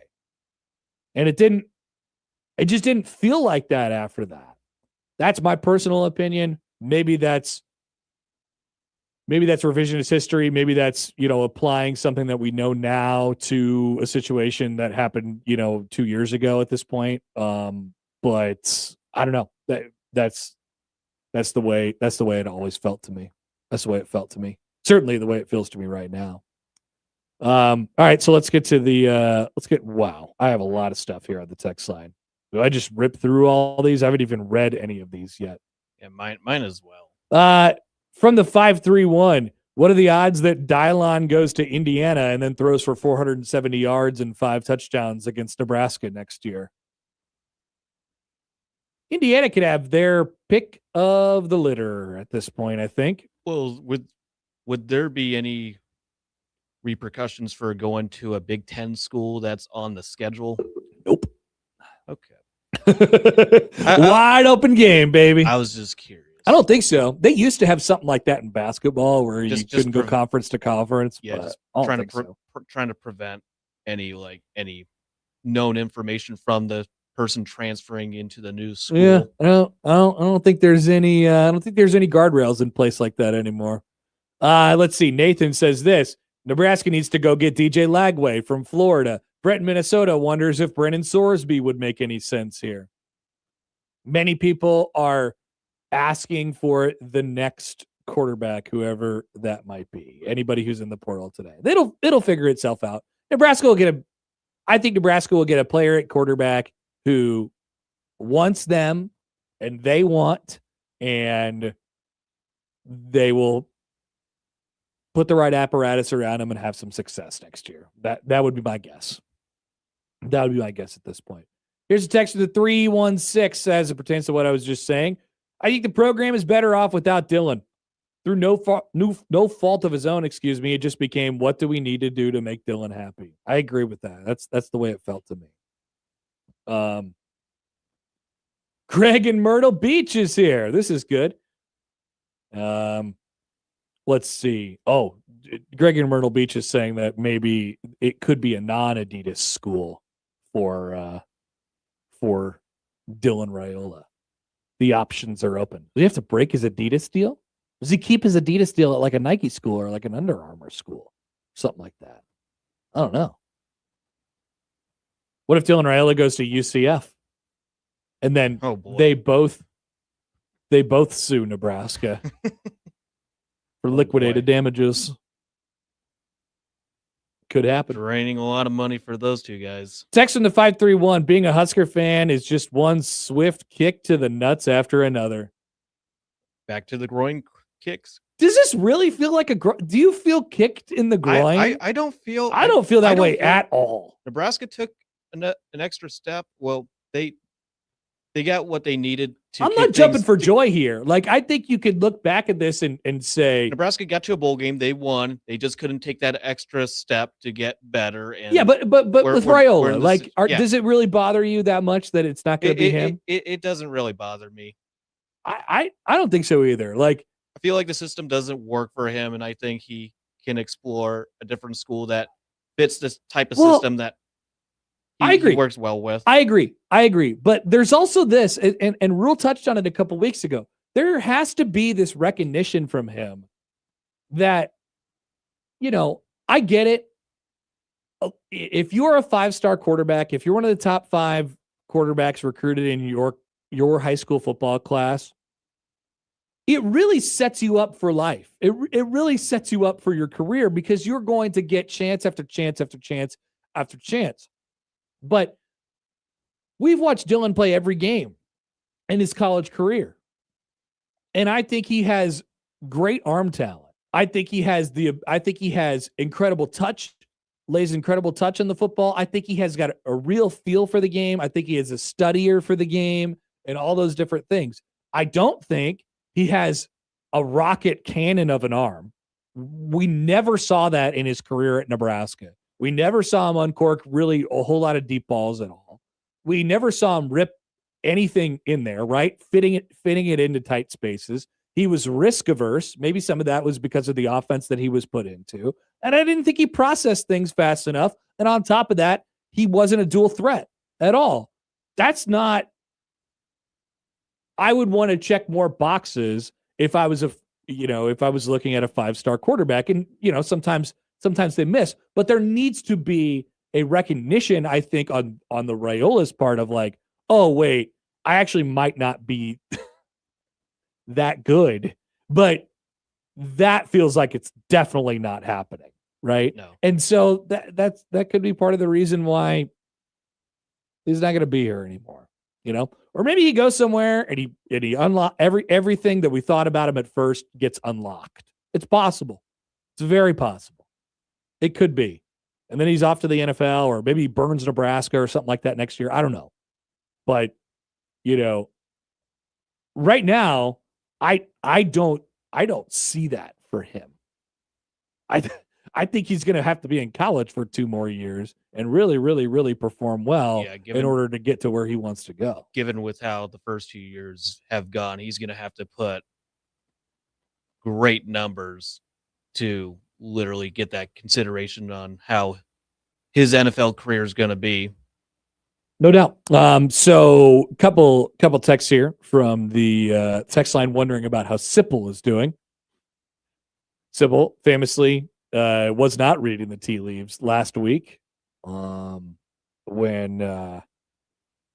Josh asked him about the tea leaves. That'll be a things fun like conversation for those two. It might be. Yeah. Text from the 402. Not a groin kick. Actually quite happy.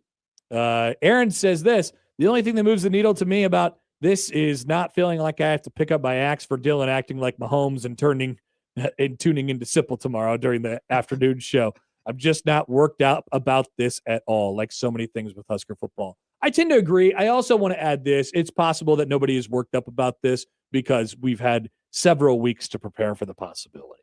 I mean, if you were just ignoring if you were ignoring his brother decommitting and his uncle getting fired, like if you were just ignoring that stuff, then, but especially his brother decommitting, if you were just ignoring that stuff and the injury anyway, and the fact that he's never stayed at a place for more than 2 years, like, I don't know what to do. You should have been preparing yourself for this possibility for a long time. If this is the biggest shock in the world to you today, you woke up and you're like, oh my God, whoa, what happened? I thought everything was fine there. Then you just aren't watching closely enough. But that's okay. Maybe you just weren't watching closely enough. But don't tell me you pay attention to the thing pay attention to the football program, the ins and outs of it every single day, and tell me that this is a shocker, because it's not. It's definitely not. It was all expected. We were prepared for it. It was just when he was going to drop the news, or when they were going to drop the news. JD writes in on Twitter. Connor, quote, losing the highest rated player to set foot on campus, no big deal. It's basically like losing a walk-on. By the way, Iowa JD, I don't think you know how quotes work. I didn't say that exactly. But yeah, I generally agree with I generally match along with the sentiment. It's kind of a shrug. Hate to say it. It's kind of a shrug. I'm not saying, hey, but don't take this as to mean Nebraska is guaranteed to find something better and it'll all work out for them like a fairy tale after all. No. That is not what I'm saying. I'm saying the opportunity for growth here exists for Nebraska, but I am not saying automatically it will be better, because obviously there is no guarantee of that. All right. We can hear more from you guys here, 402-951-1620 when we get back. We also have a variety of different other topics that I would really like to talk about today, that maybe we could do a rapid fire topic alert situation coming up here in just a couple minutes. But of course, we know what you guys want to hear about. It's me talking about Dylan Raiola. Back after this on 1620 The Zone.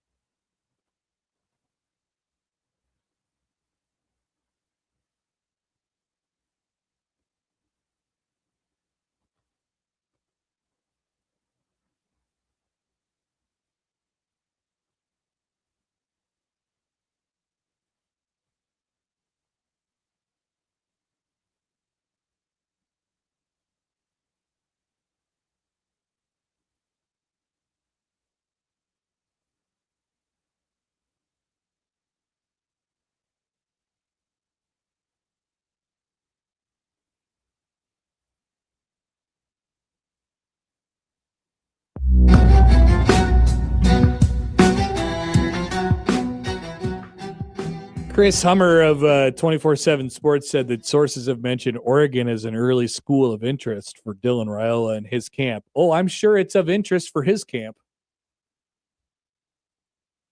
If you're Oregon and you could get any quarterback you want if Dante Moore goes to the draft, because, I mean, you can because you're Oregon, right? Who do you want? And is it Dylan Raiola? Get the flashy name. I don't know who I want, but it's not Dylan Raiola for the record. I think Dylan Raiola wants it to be Dylan Raiola. That'd be great if Dylan Raiola had enough cachet to end up at Oregon. I just think there's probably a little bit of a misfire and a misread as for how much value, how much name value he has. That's my read on the situation right now. Who knows? Maybe he ends up at Oregon. Maybe he ends up at a place like that. We will see. And then we'll see if Nebraska goes into the portal and who they go after from that perspective. They have a lot of needs. They got a lot of needs, folks. All right. Scott Frost. What's Scott Frost up to these days? No, not him again. We have a couple minutes on this. I don't even know what is going on here. Former Nebraska football coach Scott Frost is suing the University of Nebraska over a disputed portion of his contract that he claims created a significant tax liability. According to documents filed Friday afternoon in the Lancaster County District Court, Frost is suing the University of Nebraska Board of Regents for damages of not less than $5 million related to the liquidated damages portion of his contract. That is, the money Nebraska owed him after he was fired in September of 22. Of course, the University of Nebraska is not commenting on this, and Central Florida is not commenting on this. So this is from the World Herald story. Nebraska objected to submitting the dispute Nebraska's state claims board, according to the lawsuit. So Frost pursued his claim in court. The lawsuit says Nebraska sent Frost 2022 W-2 to him with the, quote, present value of the 2025 and 2026 liquidated damages payouts included on it. According to the lawsuit, the total value on the W-2 was $9.5 million, far more than the $4 million salary he was paid for the 2022 season. Understandably, quote from the lawsuit, understandably, when Coach Frost received the W-2 in September of 23, he was confused as he knew full well that he did not receive $9.5 million in 2022. Moreover, Coach Frost incurred legal fees and late filing penalties as a result of his delayed receipt of the 2022 W-2. Late filing penalties, huh? Interesting. The 2022 W-2, the lawsuit claims, created a $1.7 million tax liability for the income he had not received. So basically, he's claiming that Nebraska told him he made more than double of what he actually made that year. But what they were supposed to include was the liquidated damages part, but they just backpaid it to 2022. Therefore, he was surprised when he got the W-2 in 2023 that it said he made $9.5 million instead of $4 million, which of course would, yes, indeed cause a tax headache. If the government thought you made more than double of what you actually made, then yes, it would cause a significant tax headache, and that's what Frost is claiming. But I do like the headline. It's awfully salacious. It is Scott Frost is suing the University of Nebraska, which is great. Let's see. Oh, Sipple has a column. Sipple has a column in. Iowa JD just made me aware of this. So there it is. Sipple writes, most people following the situation closely knew there was a strong possibility that Dylan Raiola would decide to enter the transfer portal. Monday, it happened. Here are 3 quick takeaways. Another big name fail. Raiola, Nebraska became increasingly questionable fit. And then Now what? I have to think Nebraska is now in the market for a quarterback who's proven he could win in a power conference, considering next year's intensely difficult schedule. That has to be the play, right? Or does Nebraska feel comfortable handing the job to TJ Lateef? Plus, let's be real. A reported $3.5 million in rev share and NIL is now freed up for someone else. Okay. All right. It's a lot of money. How quickly we move on, I suppose, for the people who, didn't seem that moved on as of recent. Question from Twitter from Stan regarding Scott Frost. Are we sure that Scott Frost wasn't just redacted and forgot where he placed his W-2? We cannot be sure of anything. It's a beautiful mystery. We cannot be sure of anything. So that's a little update on that. Fernando Mendoza won the Heisman. Oh, he did. Fernando Mendoza is the Indiana quarterback, in case you guys didn't know. He's hilarious. The number one undefeated Indiana Hoosiers. I know. Thank you, Joey. Thank you for saying that. I don't know why some people are hating on him because he's corny. He's not trying to be corny. He just is. There's a difference. He's not like Diego Pavia. It's his that way guy of showing sucks. passion. Yeah, exactly. He's crazy because all of that seems like to him like this is such a, he always seems like he's in such a whirlwind, right? He has a sense of wonder about the world. Of course he's corny. He never thought any of this would happen to him when he was playing college football at Cal last year. These are two different type of quarterbacks. You got a guy who, and I'm not saying Diego is completely that guy, but he seems like self-centered. He's full of himself, whereas Mendoza, he's more of a team guy. He cares about giving the credit to the guys helping him succeed. I get it. You watch the video and you're like, boy, I mean, this guy, he can't stop talking. He's talking at an extremely fast tempo and pace and all those different things. I get it. He's corny. He says some crazy stuff. It looked like he was reading off a teleprompter in his Heisman speech. I understand it. But I'll take that a million times over Diego Pavia, who absolutely sucks. And I can't understand why people like him. I don't get it. I don't get why people like him. I don't get why people have ever liked him. He literally posted a picture on Instagram that said, F the voters, as if he felt like he was robbed from the Heisman Trophy that much, where I was mildly surprised that he even got invited to the thing. This guy clearly thinks so much of himself. And that is, for me, and maybe this is just a me thing, maybe this is just a personal thing here. That guy thinks so much of himself, and that's like my number one thing that I can sniff out. Like and I dislike. You love yourself way too much, and you clearly have a warped view of the world because you like yourself quite a lot. And therefore, you can't tell him nothing because in his mind, he's the best. In his world, he's the best. He's not the best, for the record. And he was also at that party after the Heisman ceremony, and there was also a sign that said F Indiana. And then it wasn't until I think last night where there was a posted apology, and people are wondering if it's truthful from his words. Oh, I'm sure he was very, very sorry about it.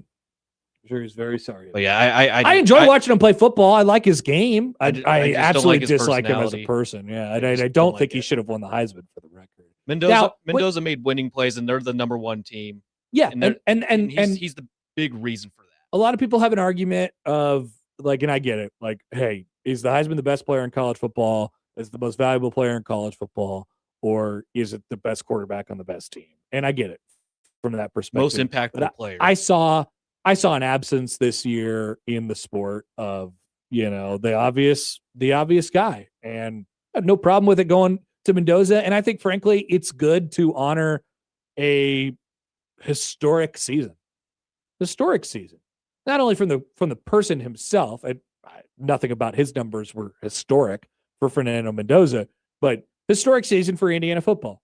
They literally went undefeated and won the Big Ten championship game and beat Ohio State and are the number one seed in the college football playoff. I'm going to want to, like, when you look back at the Heisman winners year over year in 2058 or whatever, you'll say, oh, wow, who won the Heisman in 2025? It was Indiana, and Fernando Mendoza won the Heisman in that year. And why did he win the Heisman? Because Indiana went undefeated and were the number 1 seed in the playoff and maybe won the national championship. So I think it's okay. It's a historical reference point, and I'm totally fine with him being that person. Last year was Travis Hunter. Where else? Oh yeah, we haven't talked about Creighton. I don't have enough time to get into Creighton's problems on this segment, so we'll talk about it tomorrow. That's perfect. But we are we're in a very unique place with Creighton basketball right now. That's for sure.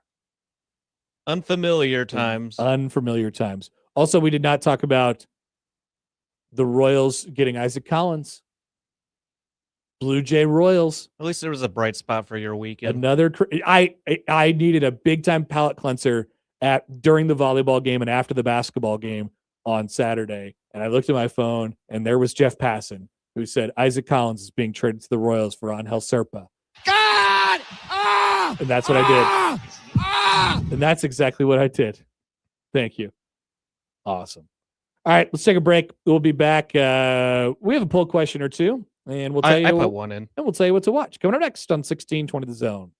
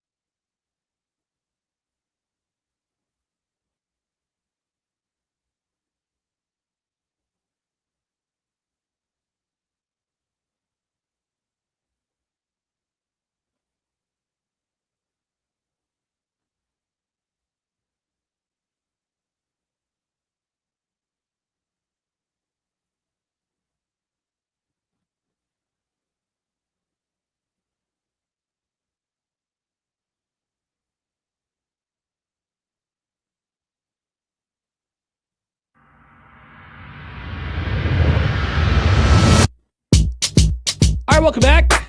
Connor Happer, Joey Colbert with you. Joey's going to have what we're watching here in just a moment. I will let you know that I believe today, I think today is that day. Yes. So Big Monday hasn't started yet because we still have Monday Night Football. Yeah. And so throughout this, the rest of the month of December, the college basketball slates on Monday are so astronomically terrible. If you really love college basketball, I love college basketball. I'll watch all levels of college basketball. It is really slim pickings. We'll get to that here in just a couple minutes. But let's get to the polls. First, the one poll today, can you survive a day without your phone? Well, this is good. This is a great question for the public. Can you survive a day without your phone? Yeah, I definitely could. I would actually love to survive a day without my phone. I mean, when I'm in Just take it away from me. Yeah, when I'm in my zone working, I don't really pay attention to it. Like, could you do it for a day? Just put it in a safe, lock it up, and not have any concerns. That would be a good experiment. Just 100% would. It would be tough since I'm a lot young. What if I'm you a were bit younger?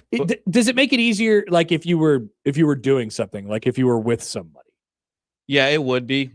I think Definitely. if I were to go outside of the country where I don't have any data service or whatnot, that might. Oh, you could pull it off, Joey. You could pull it off. I could easily. I believe in you. 65% say yes. Matt McMaster says no. Those are our polls. Feel free to vote each day at Happer Show on the J-Tech Construction Zone Twitter feed. Joey, I almost called you Josh. What are we watching tonight? Not a whole lot. You mentioned the college basketball slate is not that good. Yeah, are you ready for the number one KenPom thrill score game of the night? I'm ready. Sitting at a 41.4, which is very, very low. Oh my goodness. The best college basketball game of the night figures to be in the Sanford Pentagon of all places. Wyoming. I figured it was that one. And South Dakota State. Not even Incarnate Word and TCU. Incarnate Word TCU is fifth Oh my. on the list. Oh boy. There are two games, two conference games in the Southland tonight. East Texas A&M and Southeastern Louisiana, and McNeese and Houston Christian. Those are our two conference games. Other than that, there is not a single. Well, there is but one high major team that is playing tonight, and that is TCU. And most of the schools who are actually playing are playing non-D1 schools, which is a thing for seven this evening. Anyway, if you're not interested in that, I mean, there's Monday Night Football tonight, the Dolphins and Steelers. If you're interested in the Manning cast, their guests are Michael Keaton, Lainey Wilson, and Jason Taylor. It's always Lainey Wilson. And then there's the doubleheader for NBA on Peacock, but it's also on the NBC Sports Network if you have YouTube TV or That's right. other providers. Starts at 6, Pistons and Celtics. You know what I'll be watching. You're going to be watching the Celtics tonight. They've been doing up. What is their? They're 15-10 right now. 15-10. Yeah, That's not bad. You thought the season was going to be a train wreck. I did not. I said there's a possibility they could hang around the top 5. I think their window is 48 wins, but that will be the first game tonight, followed by the Rockets and the Nuggets at 8:30. Wow. That's all I got for what to watch. That works. I just looked at the NBA standings for the first time this year. By the way, the East is bad. There's some conversation about since Mahomes broke his leg, tore his ACL. Sorry, since Mahomes got hurt, that people are going to go back to watching the NBA on Christmas now. The Christmas slate's not good. Damn it, sad. But less people will want to watch the Chiefs on Christmas Day this year. Wow, the Pistons are 20-5. Look at that. Pretty good. I saw them up close last year. How about that? I figured they were going to be in a run. All right, that's what we are watching tonight. That is the show. Joey, thank you. We'll do it all again tomorrow. Yes, we will. I'm excited. That's it for us today. If you missed anything, 1620thezone.com is where you can find it. The Crossover is next.